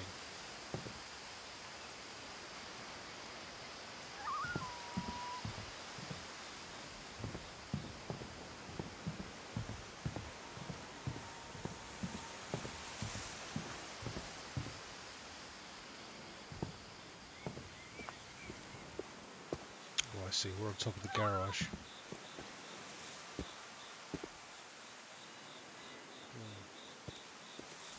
It's easy to see why the family felt like they had some kind of a curse going on. Everybody dying and... Oh dear, there's the swing. Poor Calvin. Easy to see why the family thought they had some kind of a curse. Or maybe that the house was cursed.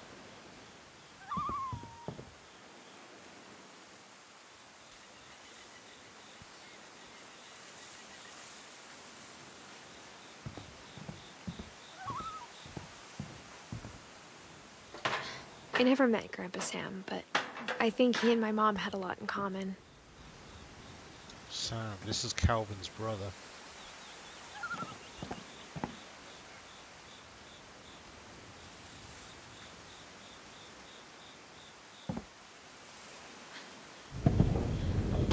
They were both pretty intense.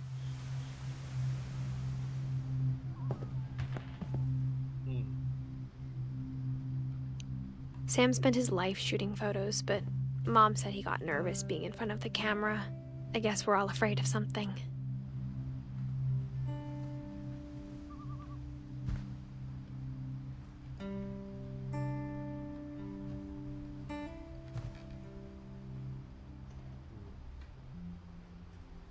Guess Sam was in Vietnam. There's a lot of taxidermy going on over here.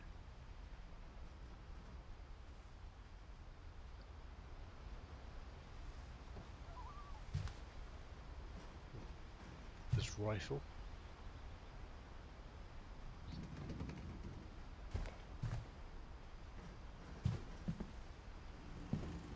Instead of hiding from death, Sam seemed to go out of his way to meet it.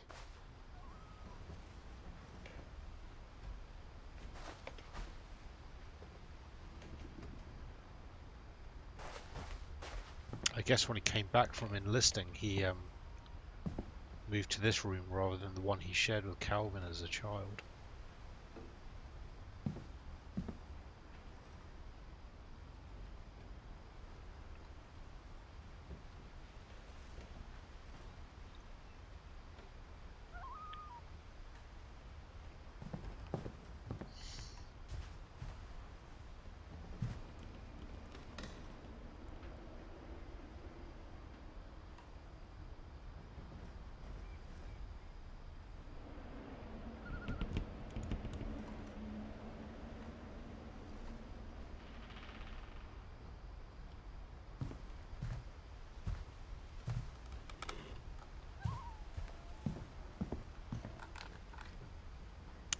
Still an old TV though.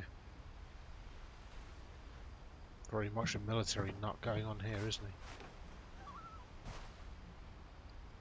Does that camera have a suppressor?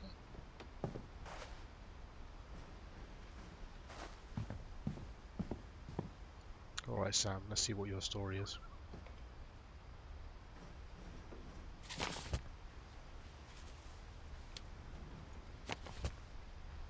Oh, come on.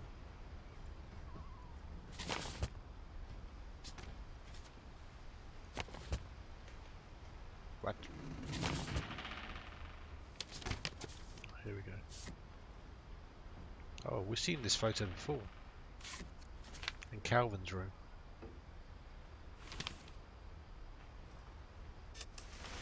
Dawn, I promise, you'll never forget this weekend. Yes, sir. These memories are gonna last a lifetime. Hmm? Am I gonna have to shoot anything? It's a hunting trip, Dawn. Shooting is strongly encouraged. What? Perfect. It's gonna rain the whole weekend, isn't it?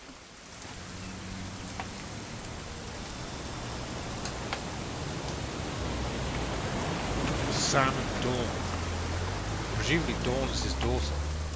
I will never forget this weekend, Dad. That's the spirit. Smile, Dawn. Okay, got it. Poor Dawn. I'm gonna take some pictures, okay? Just be careful. That camera's older than you are. Oh, this is the refurbished sound, camera that Sven gave her? Or gave to Sam? You're right, Dad. It's starting to clear up. Still freezing, though.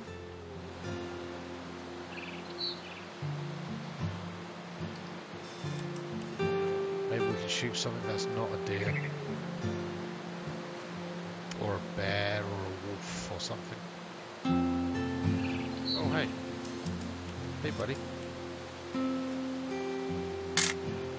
Aw.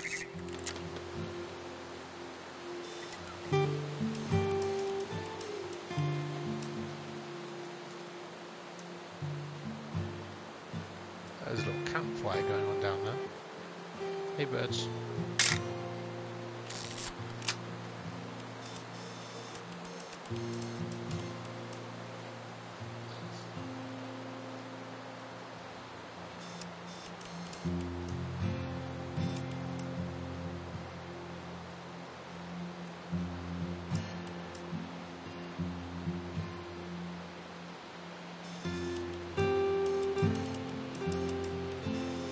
Definitely should not have drunk all that coffee.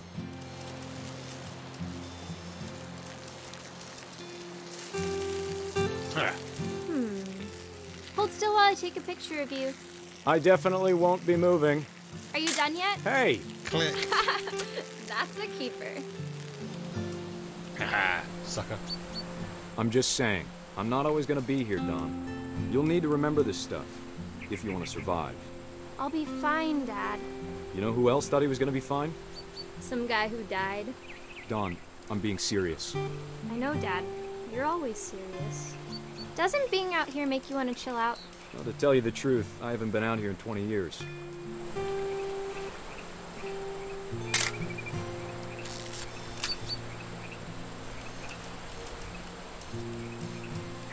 Last time I was with my brother Calvin. Man, that was a great trip. Your grandpa Sven taught us how to fish, how to build a fire.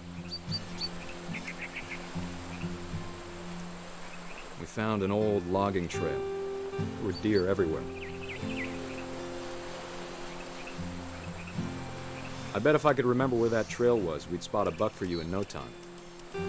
Dad! Good eyes, Dawn.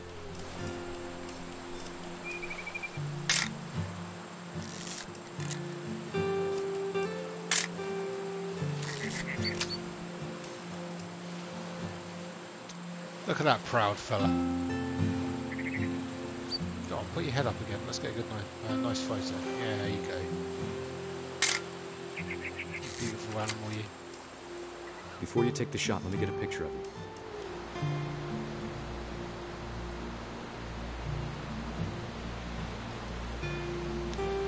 Dad, I... Just breathe. Turn off your imagination. Focus on your target.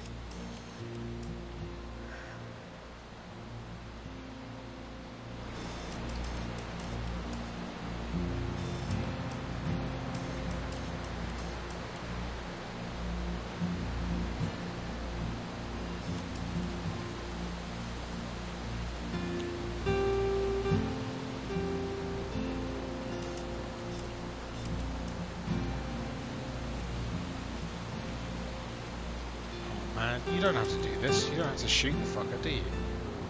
It's all good. Just tell Daddy no that you don't want to do it anymore. That's fine. I know Daddy's a bit of a prepper crazy, but maybe...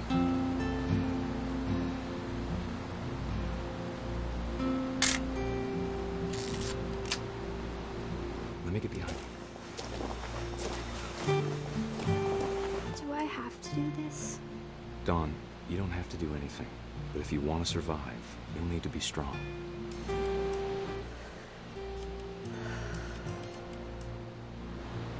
Now keep yourself squared up, elbows down, like we practiced, whenever you're ready.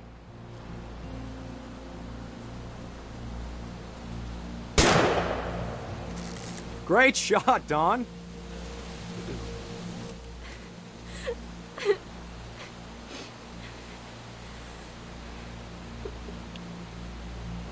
Poor Dawn. Poor kid. You have to do that shit. What are you doing, mate? Taking a selfie? Come on, man. Your kid's crying, man. You got better things to do than be taking selfies.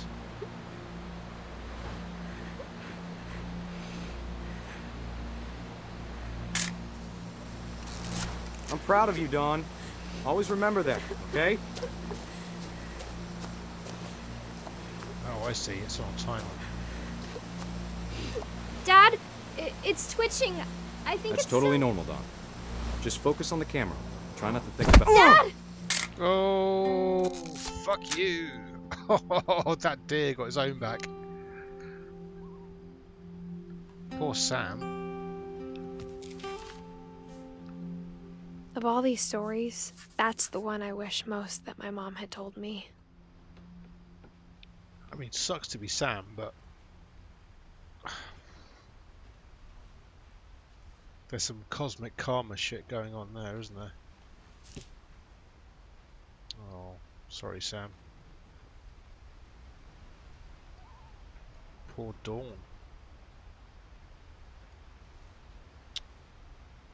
What a fucking waste. What a shame.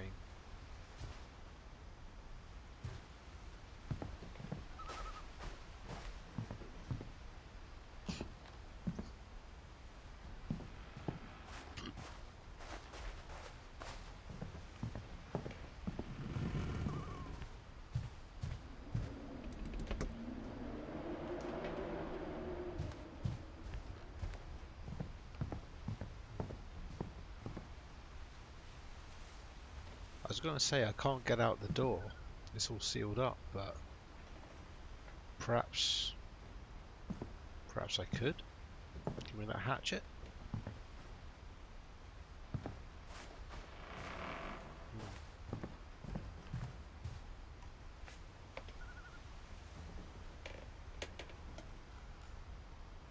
down there? Are those pipes? Is that something you smoke out of? Oh, a bunch of pills.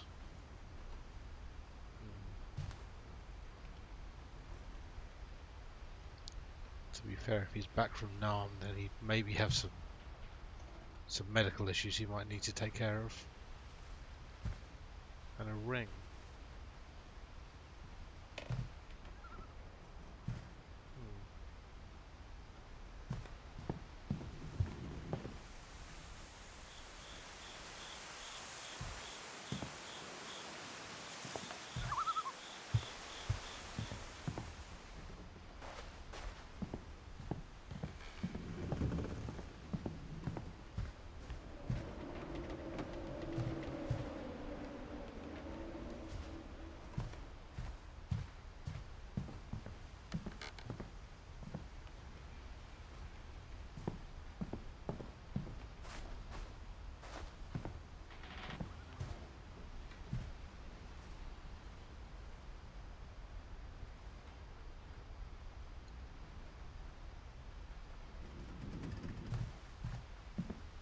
Do I go back, maybe?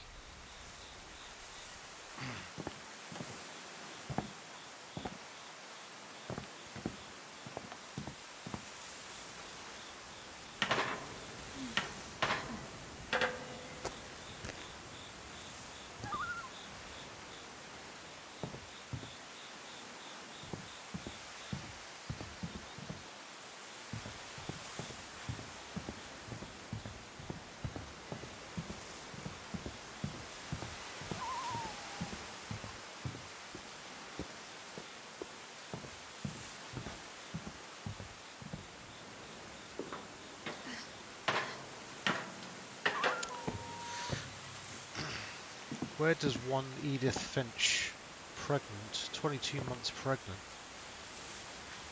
go?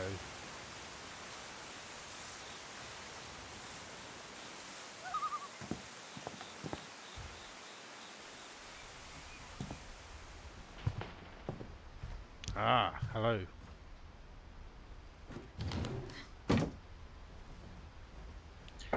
Where does anybody in this family go? Into a weird secret passage.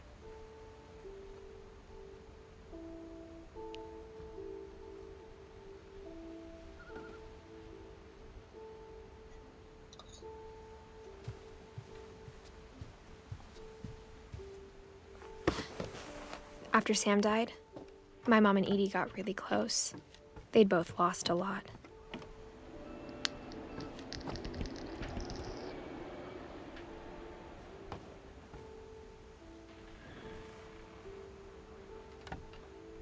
Crayons and toys. Flight control. Finch control. That must be Calvin's.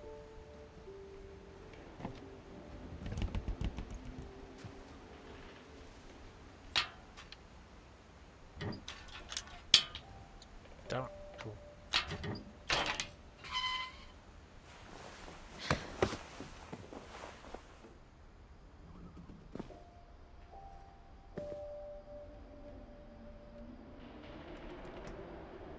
This game looks so nice. Just that moon behind the clouds. All of it looks so nice. So much attention to detail and so much, well, detail to begin with. A bed and a cot.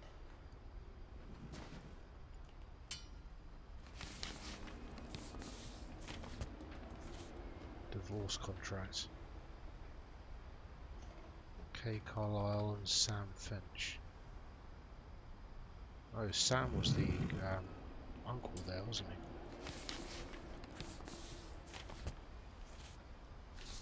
Dear Kay, do you remember the way Gregory used to laugh when he thought he was alone? Like something funny was happening, but only he could see it.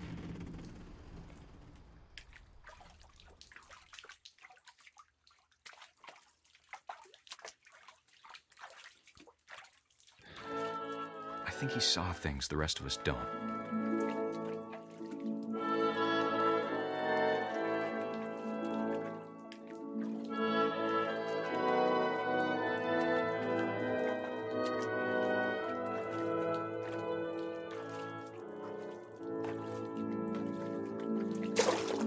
Hey, off you go, Froggy. Back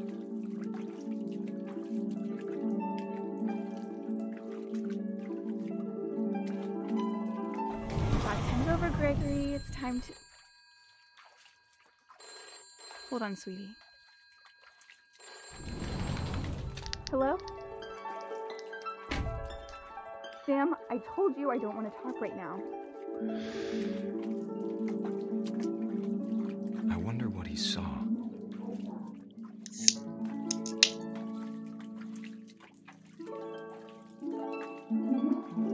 Hey, ducky. Oh. Hello. Oh. He reminded me so much of Calvin. Lost in his imagination.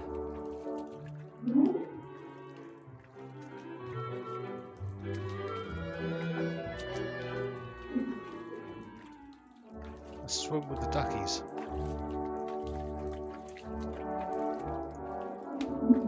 Hey, Gregory, that's me.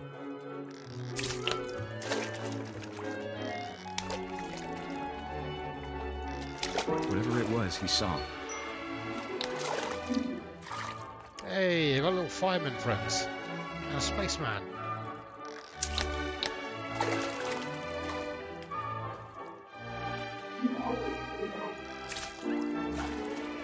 Oh, let's bring the whale into this. Oop. Come on, bring me some whale action.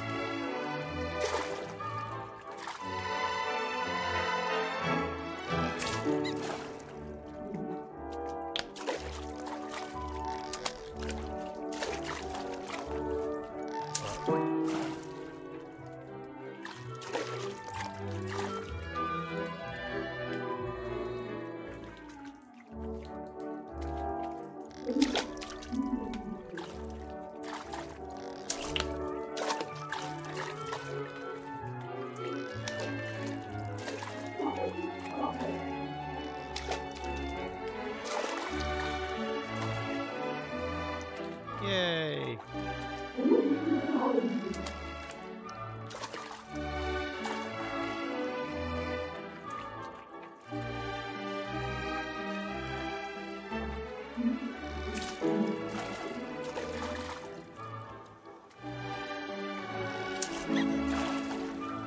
It sure made him happy. Yeah! Whale action.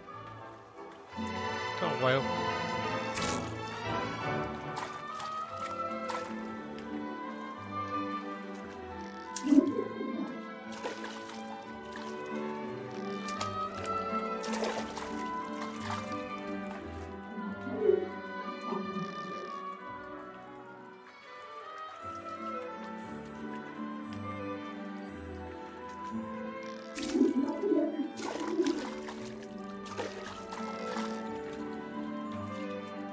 Turn you over, whale.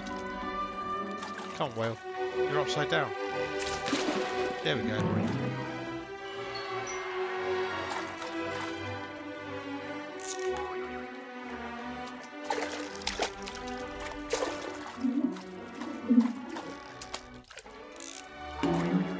I know how silly it sounds. Give me that thing. Yeah. Fucking bubbles. But Yeah. I'm worried about a baby being too happy.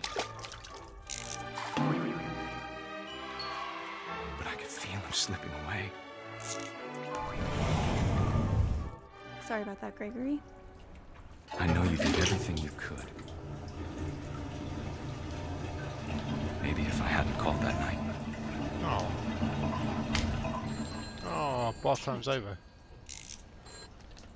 Hold on, I don't want Gregory to hear this.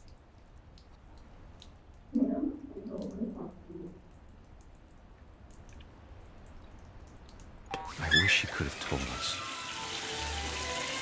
Yay, About bath the time's world back we on. saw. Let's do this shit. Woo! Come on, Bubble Man. Hey, there's so much I don't understand. About Gregory. About everything. I am the frog. I am the frog.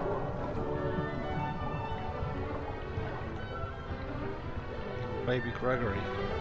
But I know what happened wasn't your fault.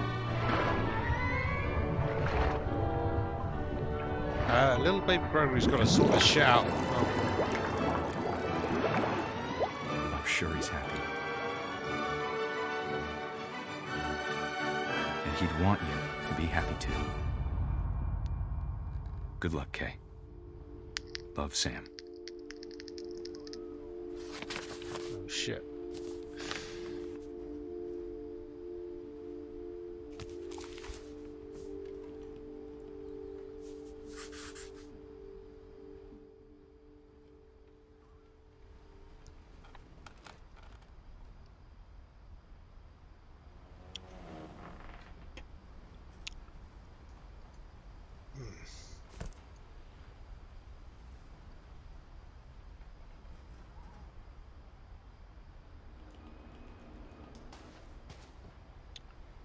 Poor little Gregory. Managed to drown himself in the bath. That was, I'm sure it was something.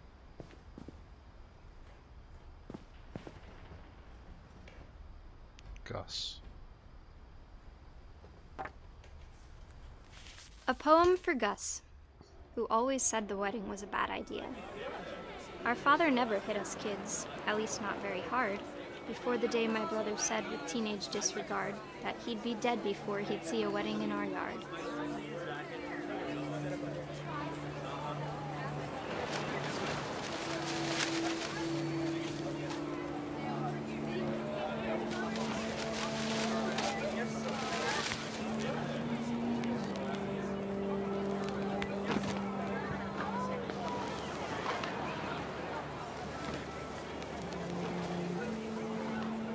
My father made him come, of course, but Gus stood far apart, just flew his kite and bottled up the storm inside his heart.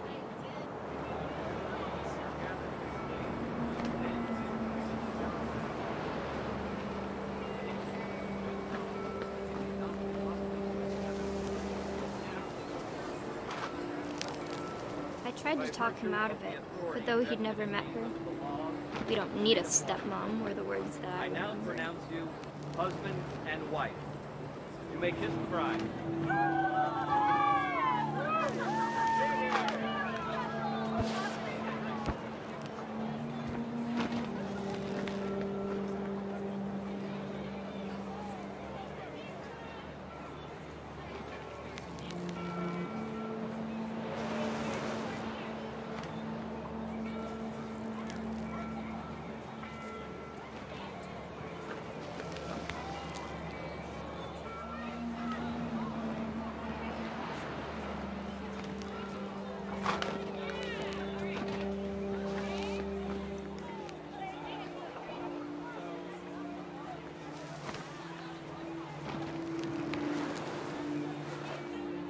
When the time for photos came, Dad ordered him to come here.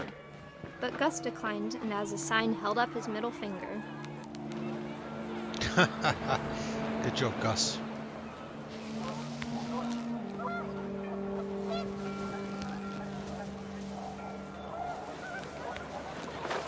The wind picked up, and panicked geese appeared and quickly went. But all the humans did that day was go inside the tent.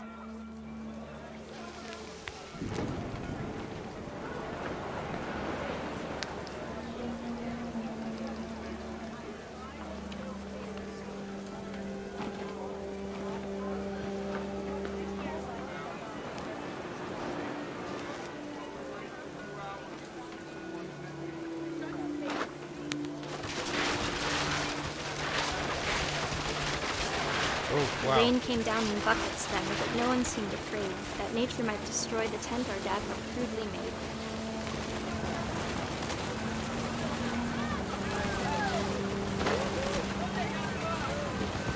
Oh, wow. Talking about chairs stuck in trees, huh?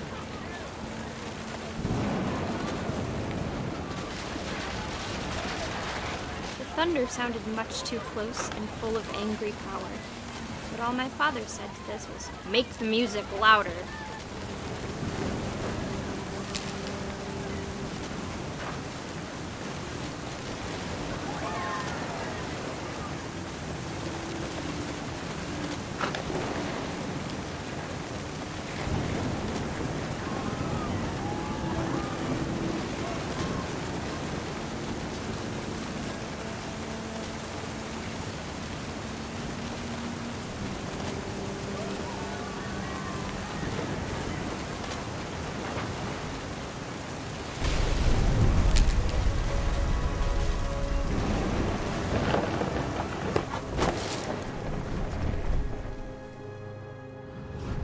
wish that I could truly say I thought about you on that day. Out there on the beach alone, just you, the wind, the sea, and foam. But I didn't. Until we found you. I can't imagine my mom ever writing poetry, and yet...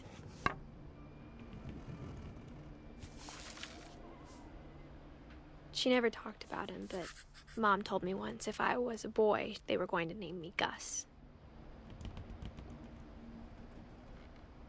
I'll be right back. Give me a moment.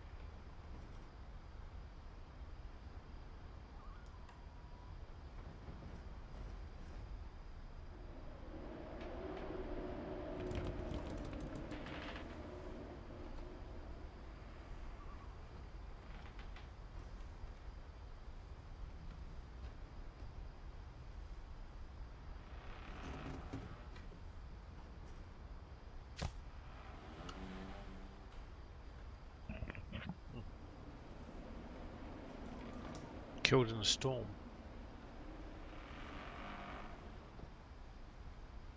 Because he was pissed at his dad remarrying. Or mother?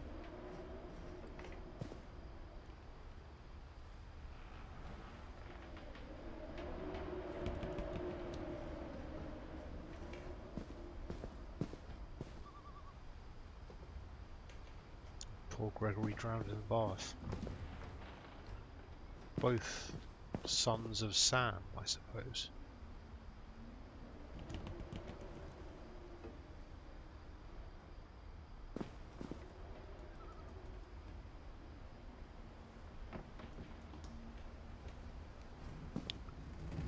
Yeah. Of course, Gregory died, causing Sam to divorce from his wife, but remarries. Gus is all like, fuck you, man. Don't remarry. I don't need another mum. Ends up dying on the wedding day. That's fucked.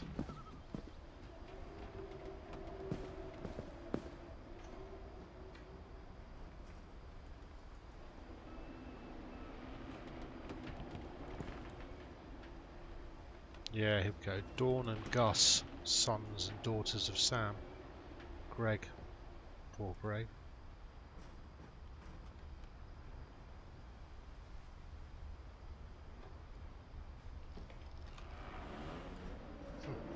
Looks like Sam's giving his kids a routine. Raise flag, breakfast, quiet time, duties, routine. Sure. My mom moved up to the loft after her brothers died. At the time, it was as far away as she could get.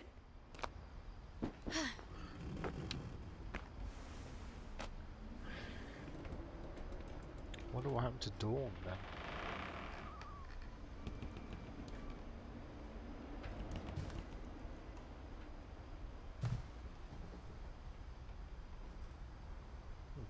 Looks like Edith's mum got religion after everything happened. She spent a summer building houses in Calcutta, where she met my dad, Sanjay.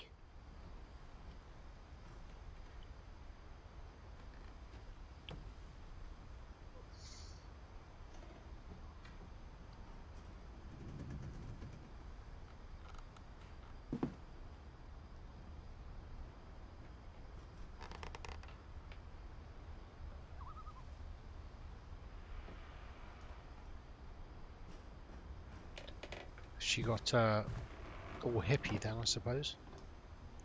Religion was another thing my mom never talked about, but I think it helped her a lot after her dad died.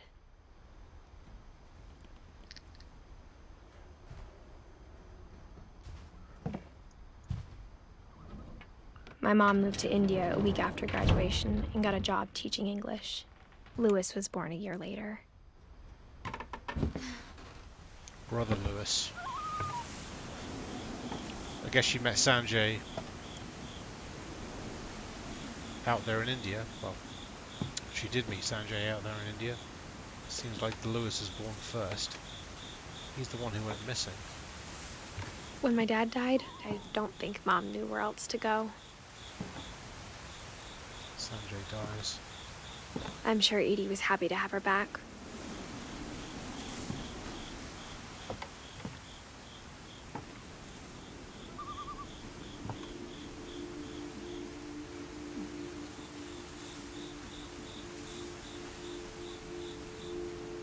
And to see kids in the house again.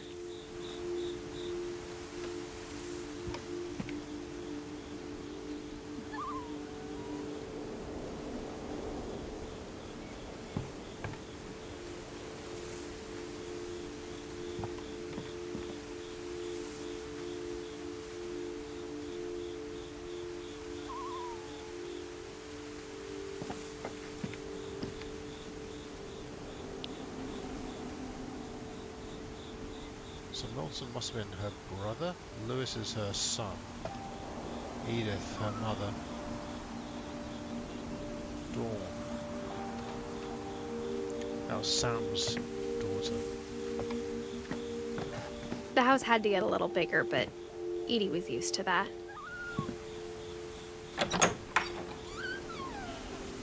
And for a while, things were good. Almost normal.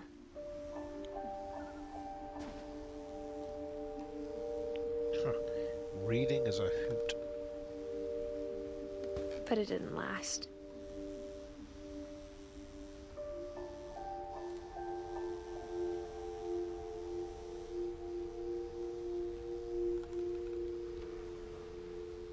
By Edith Finch, that must be me, right? Me and Louis in the classroom. Edith.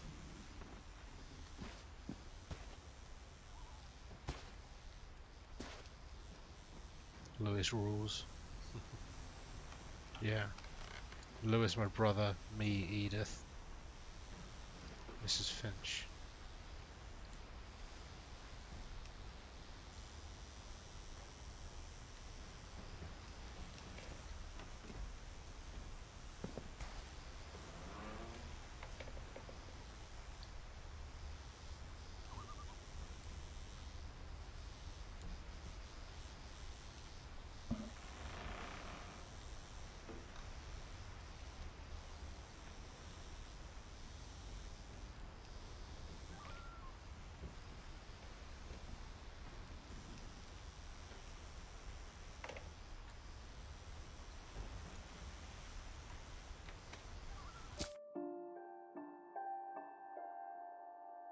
Sanjay and Dawn.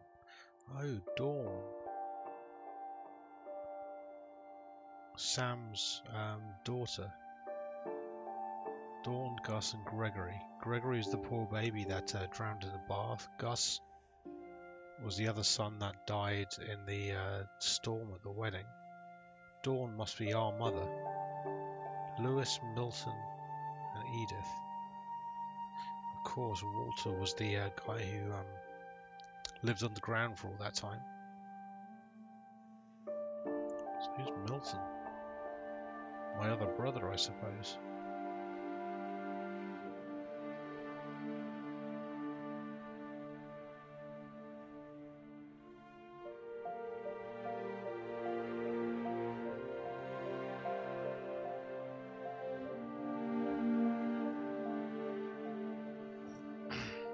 So Dawn was the girl taking the photos on Sam's hunting expedition.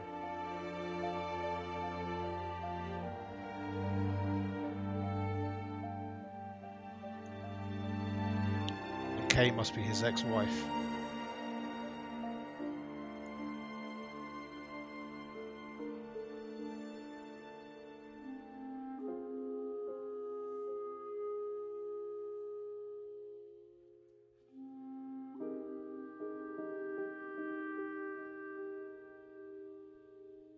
Or you can see the dates. 1968 for Dawn, 1969 for Gus, born around the same time. Gregory born 1976, so a little bit later.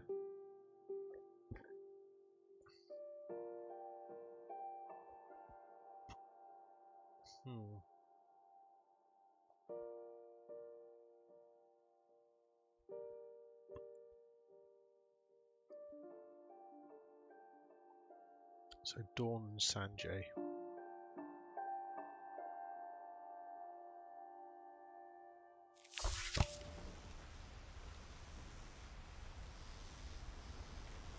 I guess we got homeschooled or whatever it is they call it in the US. Don't have a lot of that in the UK, but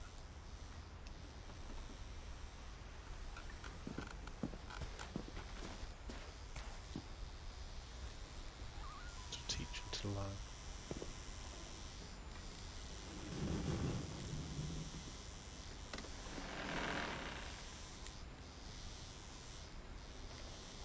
I guess that's Dawn and Sanjay. The youngest must be me because I'm a lady. Milton and the other one. Whose name I forget.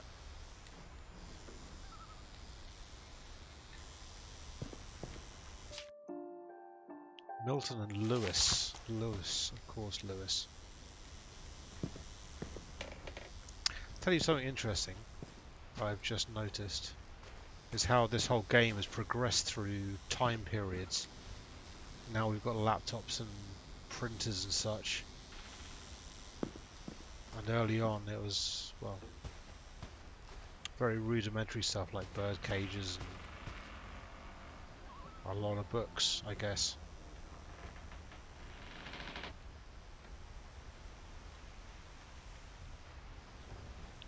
Seems like we've been progressing through the ages. Calvin and Sam's room full of the sticky darts that you fire as a kid from your little sticky dart gun, and space helmets and stuff. And Sam's room with the old cameras and stuff.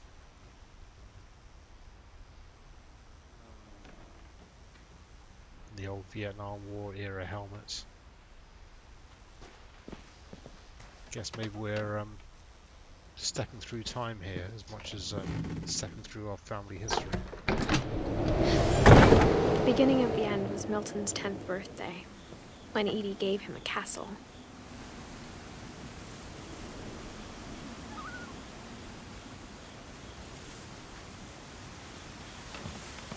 Let's see what's going on with Milton.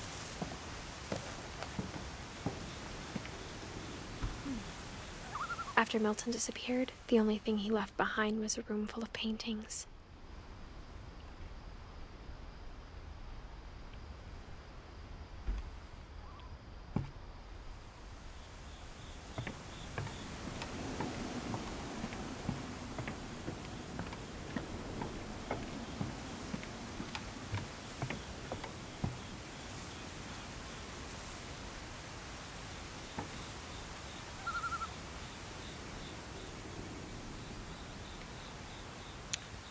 Misty mountainous forests. Looks really cool.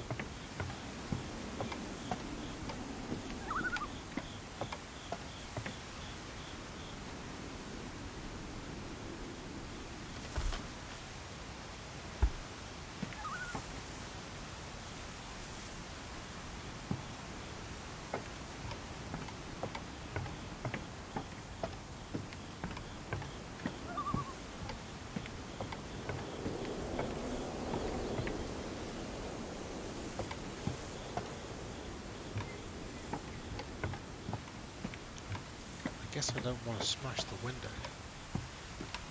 How do I get in?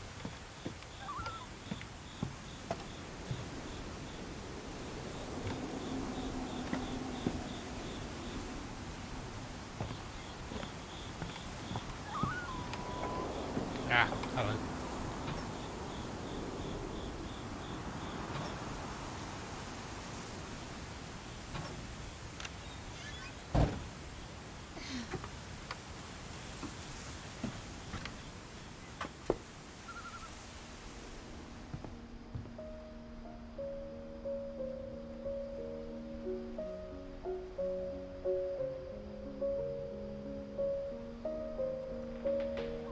I think Edie was happy to finally have another painter in the family.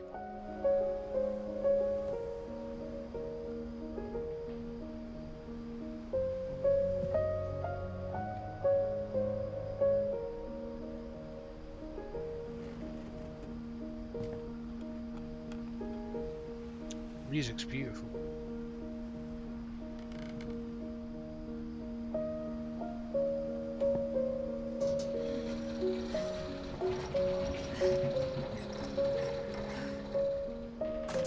Hey, Milton.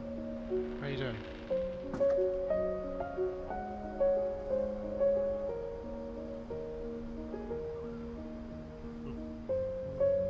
Definitely a painter.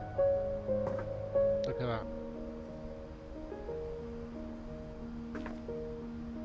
With a crown on his head.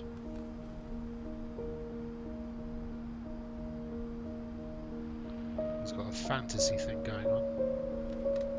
There's his palette.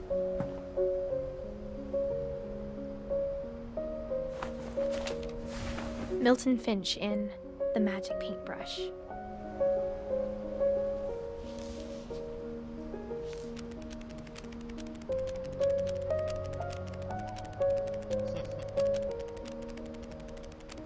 That's pretty great.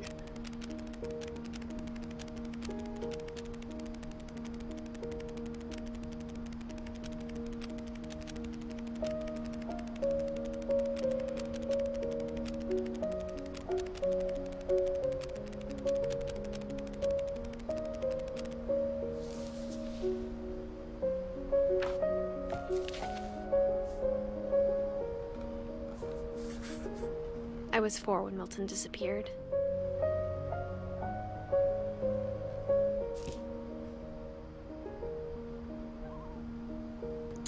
Where have I seen a door like the one Milton just drew? Mom spent months searching for my brother. Then she sealed the doors.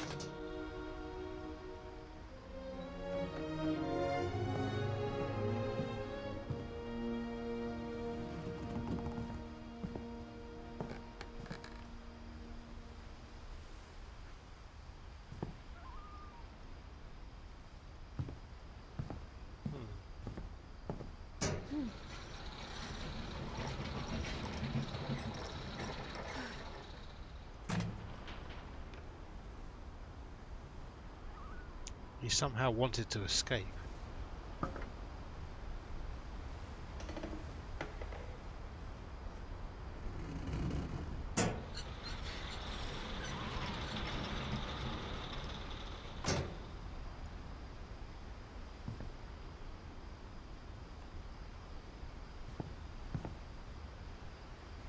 There's the picture he drew in the flip book. The picture he drew in the flick book. And his footsteps going into it.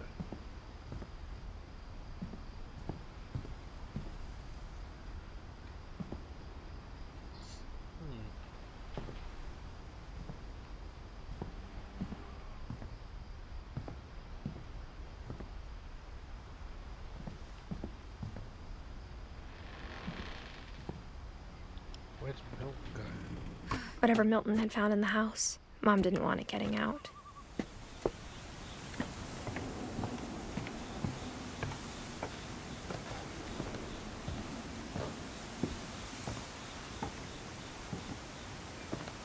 Mom definitely blamed Edie, but I think Louis blamed himself. After he graduated, he just spent more and more time in his room, until Mom got him a job at the cannery.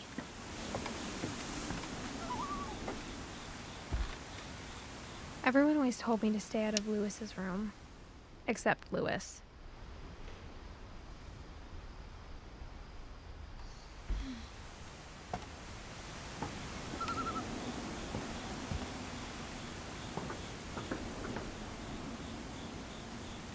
Wow, now that we're really high up, this view is just epic.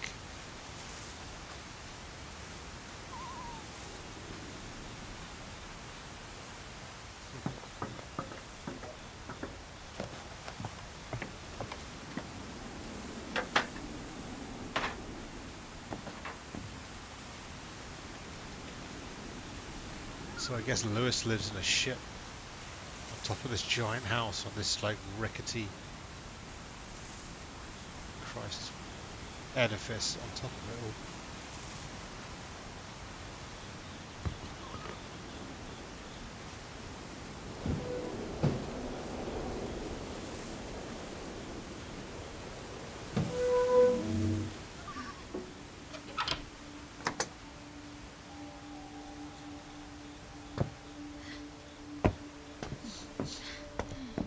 Lewis's room smelled very, very familiar.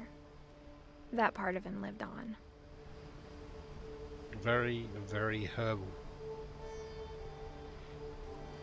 Good job, Lewis. Oh, no. Let's not go out.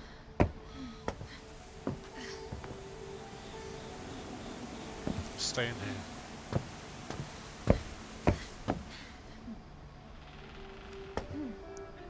Really?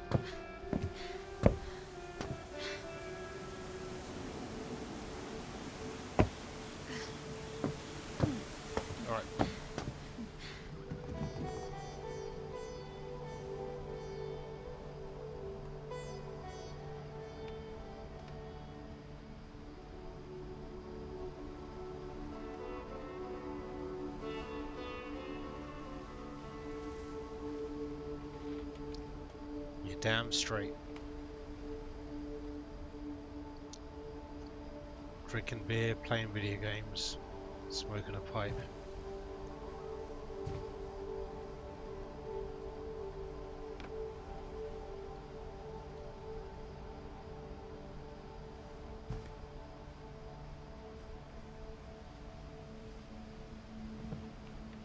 Ha!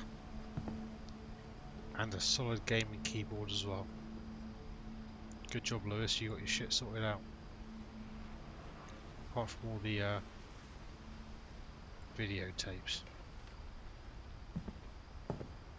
Lewis and I spent a lot of time playing games together, but he was surprisingly bad at them. He died a lot. Get good, Lewis.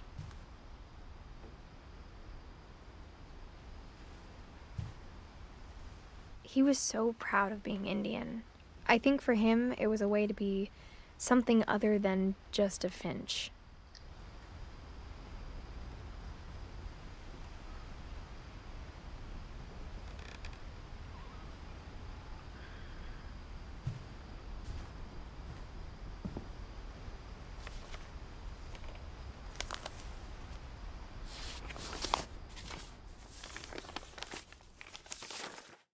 Dear Mrs. Finch, as Lewis's psychiatrist, I can understand your desire for an explanation. As I see it, the trouble began in January, shortly after we convinced your son to seek treatment for substance abuse. Newly sober, I believe Lewis first noticed the monotony of his daily life.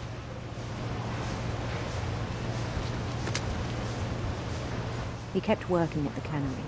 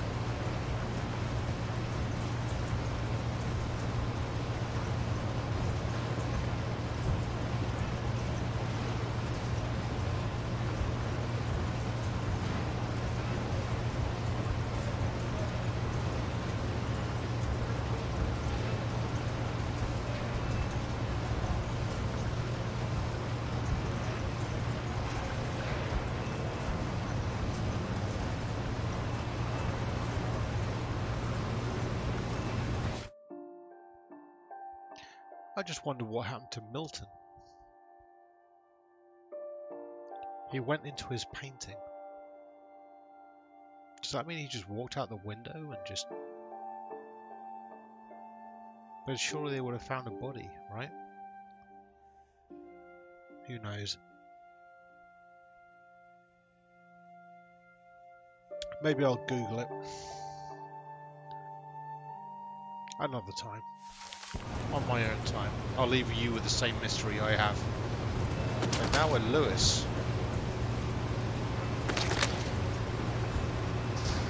Now we're Lewis at the fish plant. But he withdrew part of himself.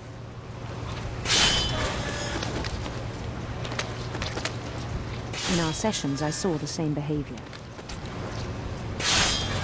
His mind began to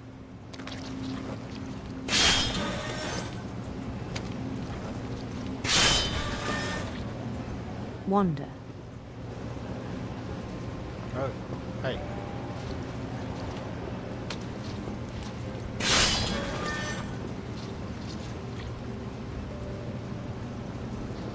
So I'm controlling this little guy with WASD and then grabbing I asked him to describe it. He said he started small, imagining a labyrinth.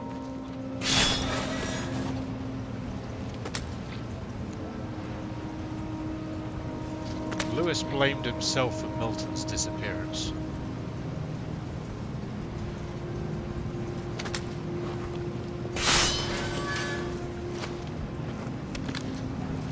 He could feel his way about. Then something moved.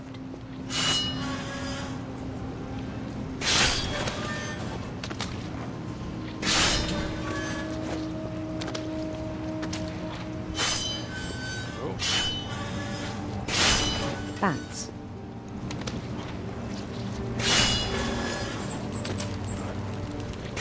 And toads.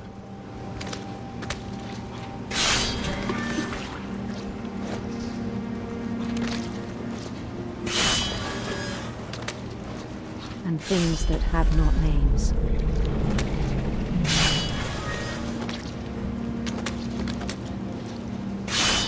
Get behind He my knew duties. it was all in his head.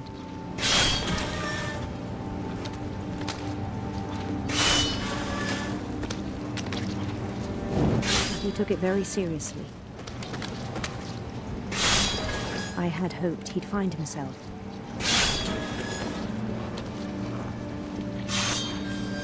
Still gotta get the job done, man. Let's get his salmon sorted. Come on, salmon.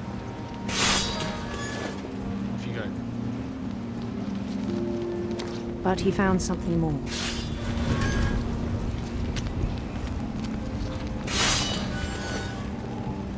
I worried about him then. Daydreaming at the cannery. I spoke with his boss. But he said Lewis had become a model employee. Methodical, tireless, focused. Like a whole new Lewis. So I let him go on.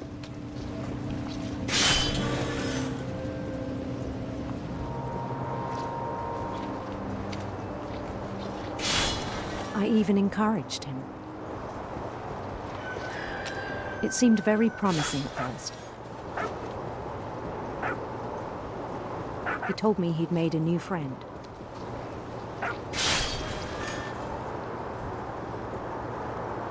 On the edge of a city he named Lewis Topia. He built the city up slowly, brick by brick. Then he made musicians.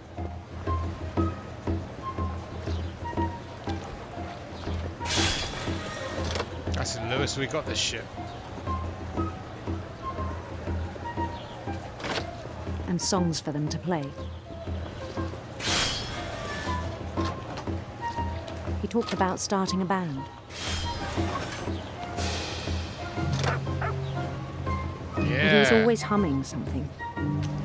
Let's do this, Lewis Topia. Every day his imagination grew stronger.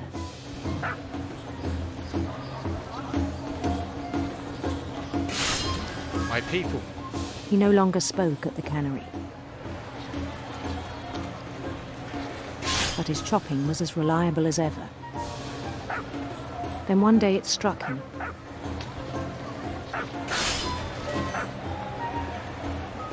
That all the cheering crowds, even the stones under his feet,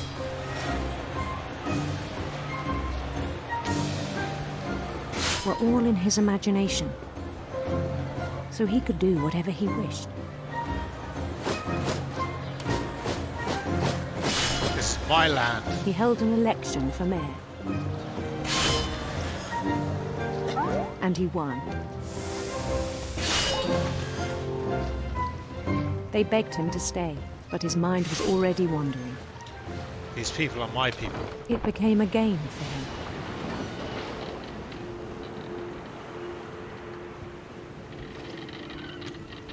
He'd conquer a city, then immediately push on. New Louisville.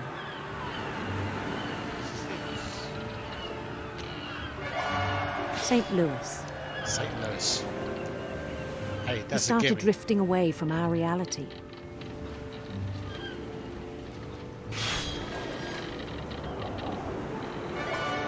Minneapolis. Until one day he forgot to go home from the cannery. Even as his mother pleaded with him, part of Louis kept sailing on.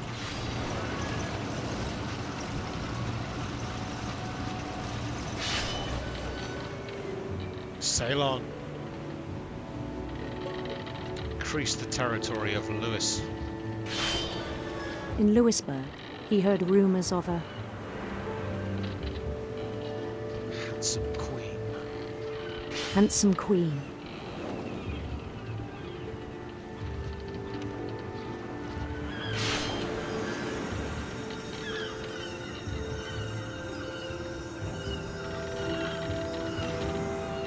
The queen was on her own quest for Sinister serpents. sinister serpents.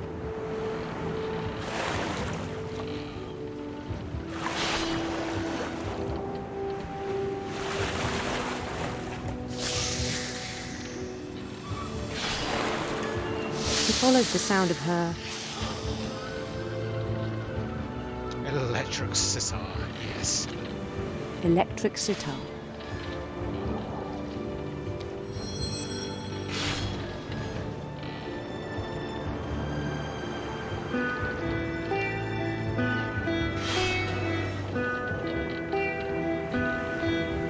His chase led him to a golden palace east of the sun and west of the moon.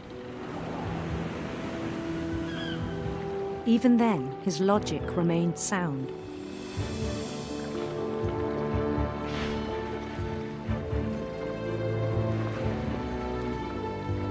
He knew the world was all in his imagination. Everybody fucking loves me here, man. Like Mayor Lewis is the fucking boss in this place. King Lewis. But he was so proud of having created it. In his own eyes, he'd become something greater than a king. I'm a goddamn emperor, if not a god. Look at the worlds I've created. Kneel before me.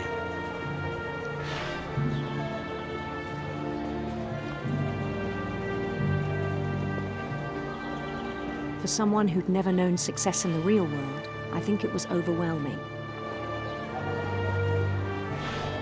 And then it struck him that the real Lewis was not the one chopping salmon, but the one climbing the steps of a golden palace.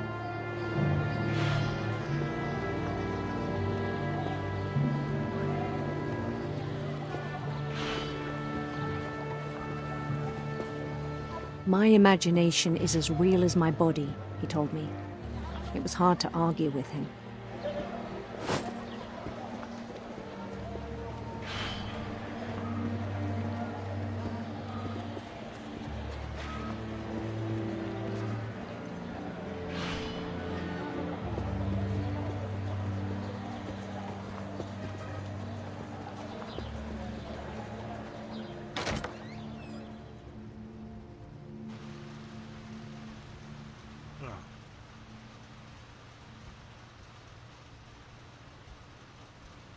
shifts over, I guess. I want to go back.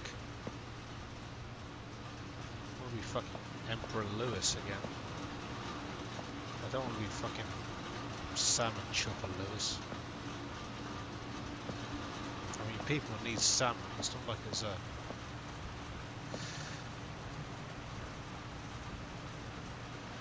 He began to forget the world we know. Hey, that's the Chinese place that we can... that's the only place we can get a delivery from, right? At our house.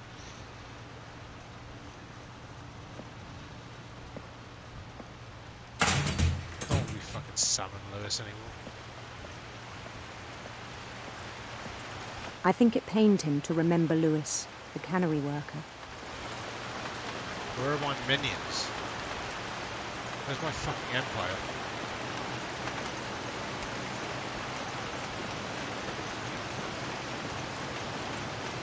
Why does it smell so bad?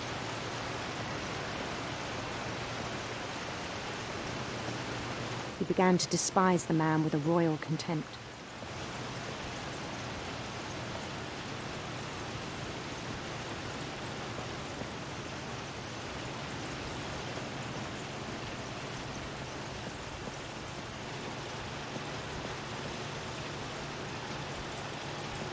I still thought I could save him. So long, Lewis. So long, sticky Even fish. after he said he was being crowned king over all the lands of wonder.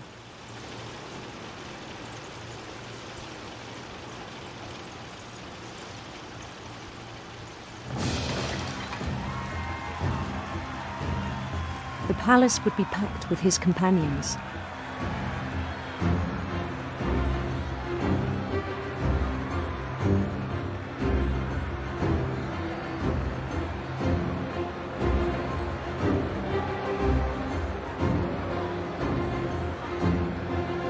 Including the wise Calico who'd insisted on advising him.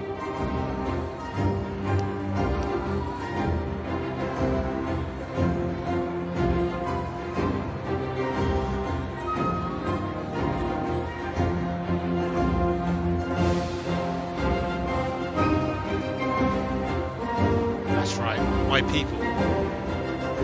My empire. That I rule with love and benevolence. His queen waited, holding his crown.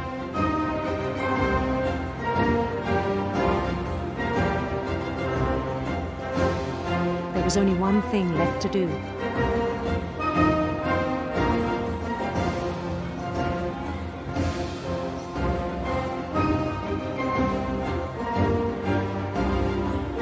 Bend down his head.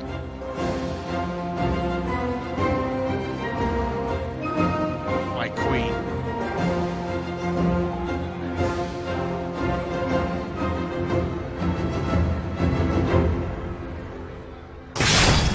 And the rest I think you know. Mrs. Finch, your son was a kind man who will be missed by all of us who knew him.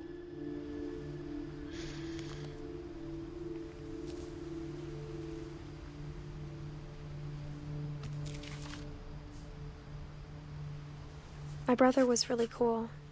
I wish you could have met him.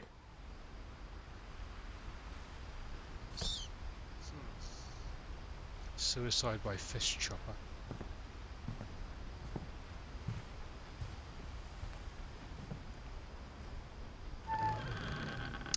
That is quite the sequence.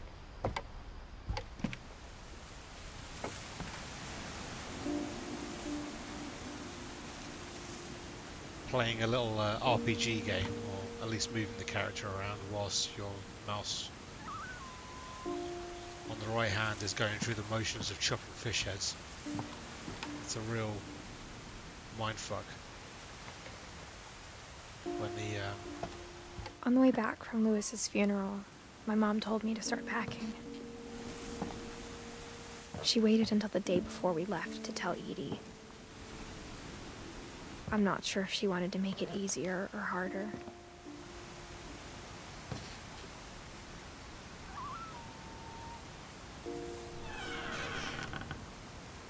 I wish wish we'd stayed.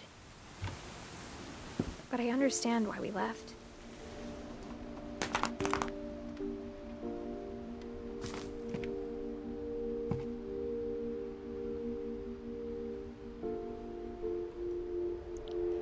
I guess this is our kitchen. Is this where we live? Me, Mum and Lewis. Me, Dawn and Lewis. My mom ended up leaving everything behind.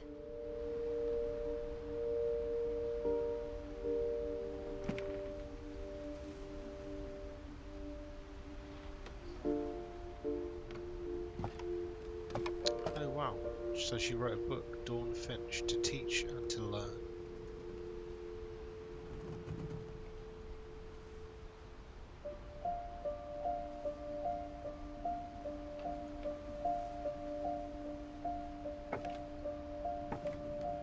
Sanjay, my dad. What happened that night had been coming for a long time. I guess why everybody left the house in a hurry when we first came in here. Why the entire kitchen was still left as it was at a dinner table. All the food still laid out and everything. Maybe you should have come sooner. We left in a hurry.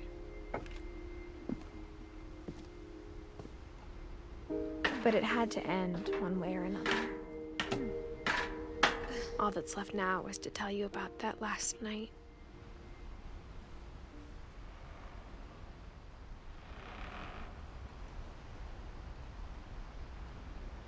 It's the last room. My room? Edith's room? Nope, let's not go back down the stairs.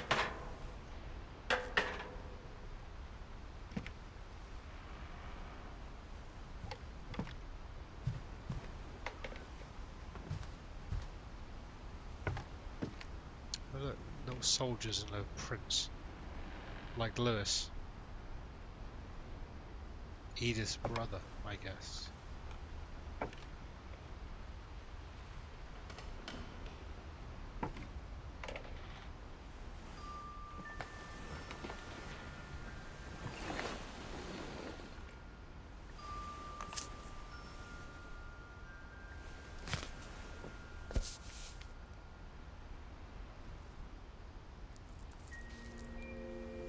That whole last day, Edie just watched us pack and didn't say a word.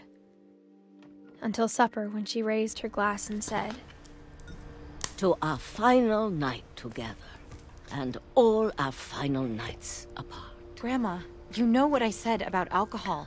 Some of your medications are Edith, very I specific. left a present for you in the hallway. Why don't you go open it? The grown-ups have to argue now. I'm sorry, you're right. We're all leaving tomorrow. Let's just enjoy our I'm last... not leaving. Edith, you're excused.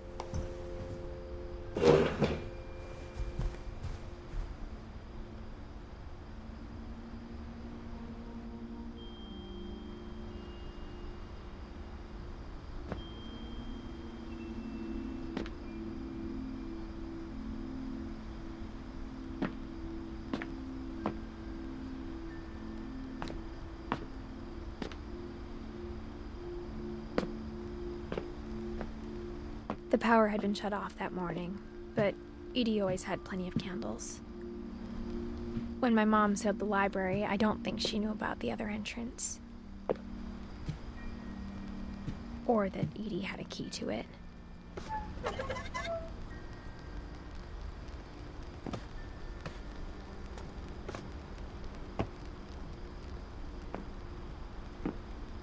That thing you're afraid of isn't going to end when you leave the house. Edith has a right to know these stories. My children are dead because of your stories. I think it's best if Edith and I leave tonight.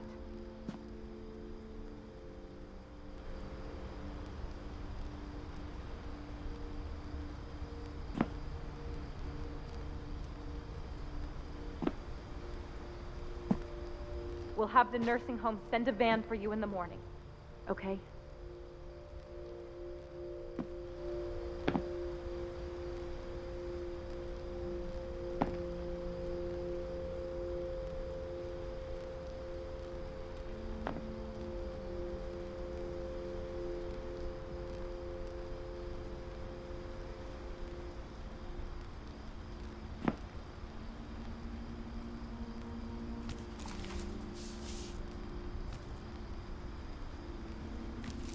dear Edith, there's so many stories I wish I could tell you, but there's only time for one. This is about what happened on the night you were born. That night, the tide went way, way out.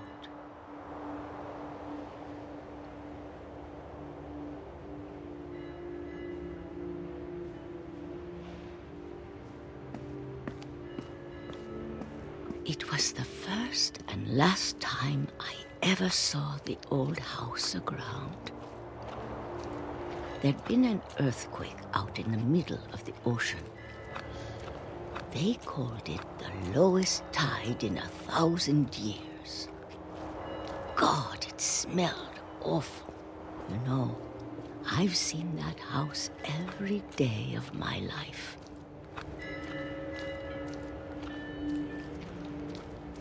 But I never thought I'd go back to it.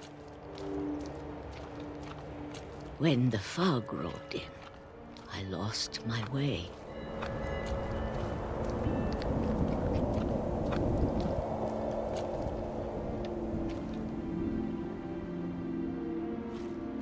I got turned around.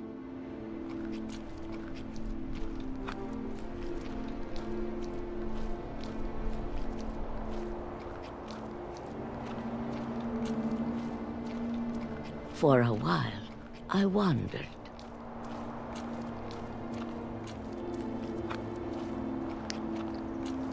I started seeing things.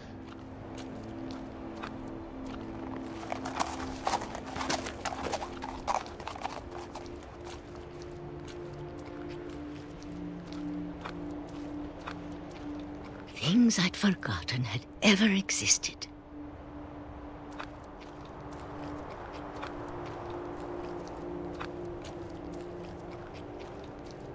But when I saw them, they felt like old friends. That night, a lot of things came back to me.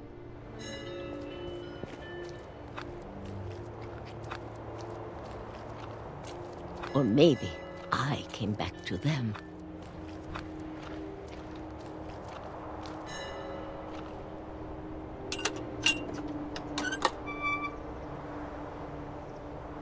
Things I can't explain, but that I need you to try and... Edith, what are you doing in here?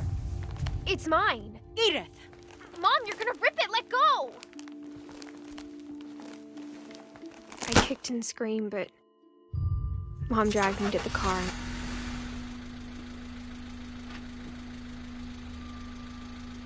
I never saw Great-Grandma Edie again. The next morning, the van came to pick her up, but she was already gone. After that, we moved around a lot.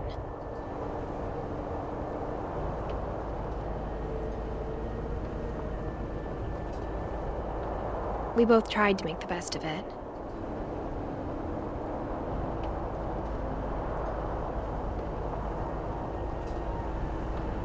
A few years went by.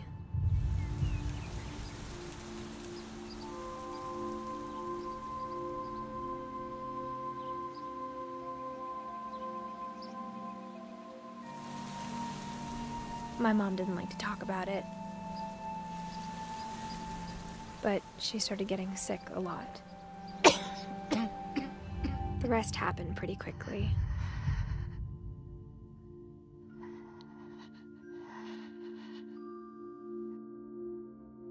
She got better for a while, and then she didn't.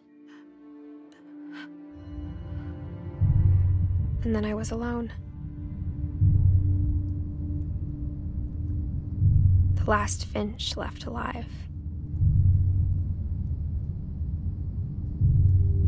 Until I found out about you. I'm still not sure what to tell you about all this. If we lived forever, maybe we'd have time to understand things.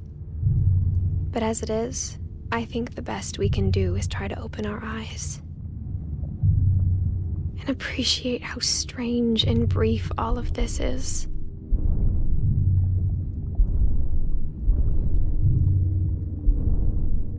This journal was supposed to be for you. But now I hope you'll never see it. I just want to meet you and tell you all these stories myself. But I guess if you're reading this now, things didn't work out that way.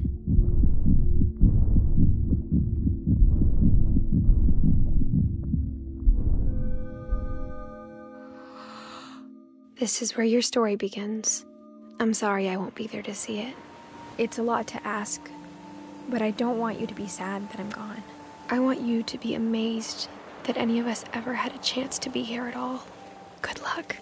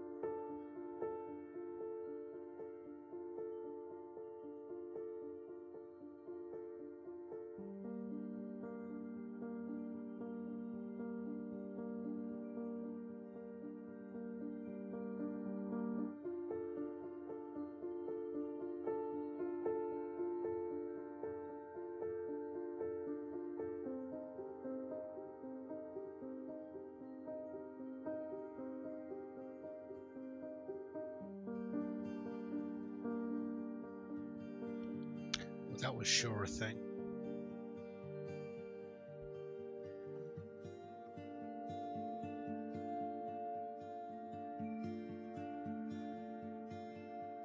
Lovely little experience. 200 minutes it took me to play through that, so 3 and a bit hours. Well worth it.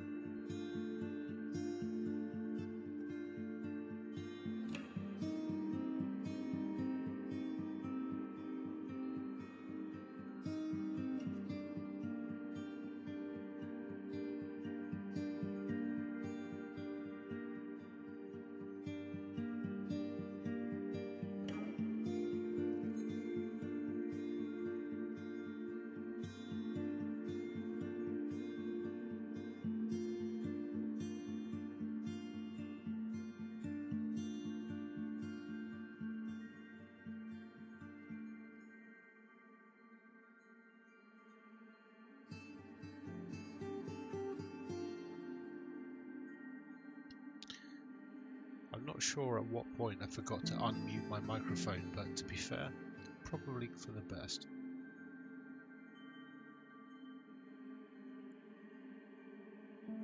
To be honest, I think this game deserves a playthrough without anybody, any dumb idiot like me,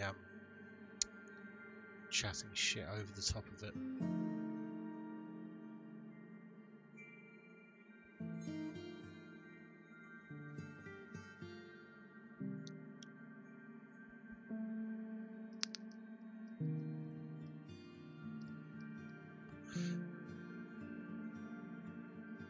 That last vignette, though,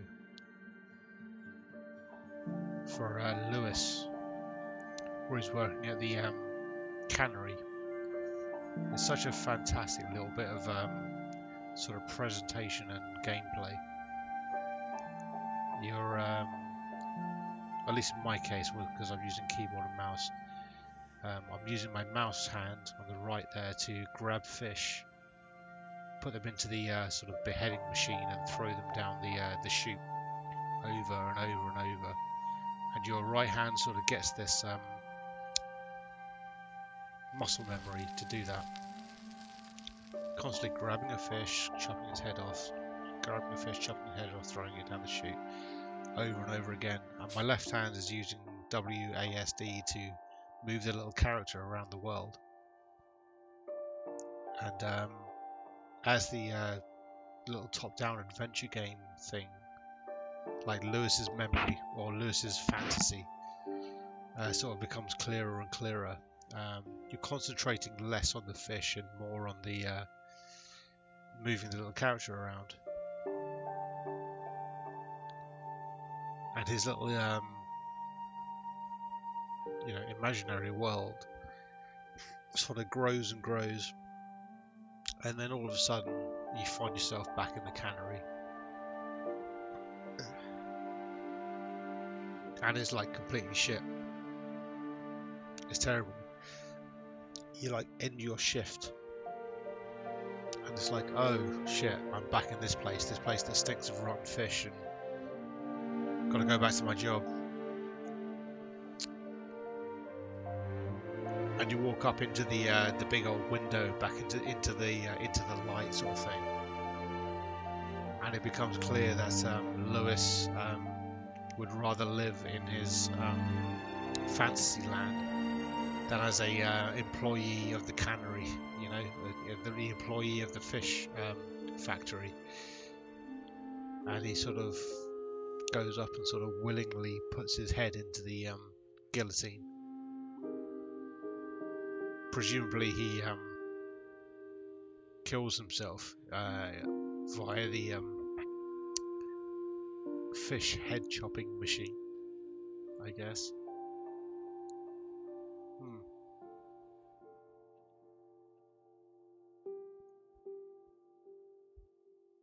Anyway, that's enough for me tonight. I'm not going to be playing anything else. I think I need to take a little bit of a break from this. Whatever. It's done now. We've done this. It's a good fucking game. Enjoyed that a lot. Really beautiful. Lovely music. Lovely presentation. Maybe come back and play this again sometime. We'll see. Anyway, until next time, good night, everybody.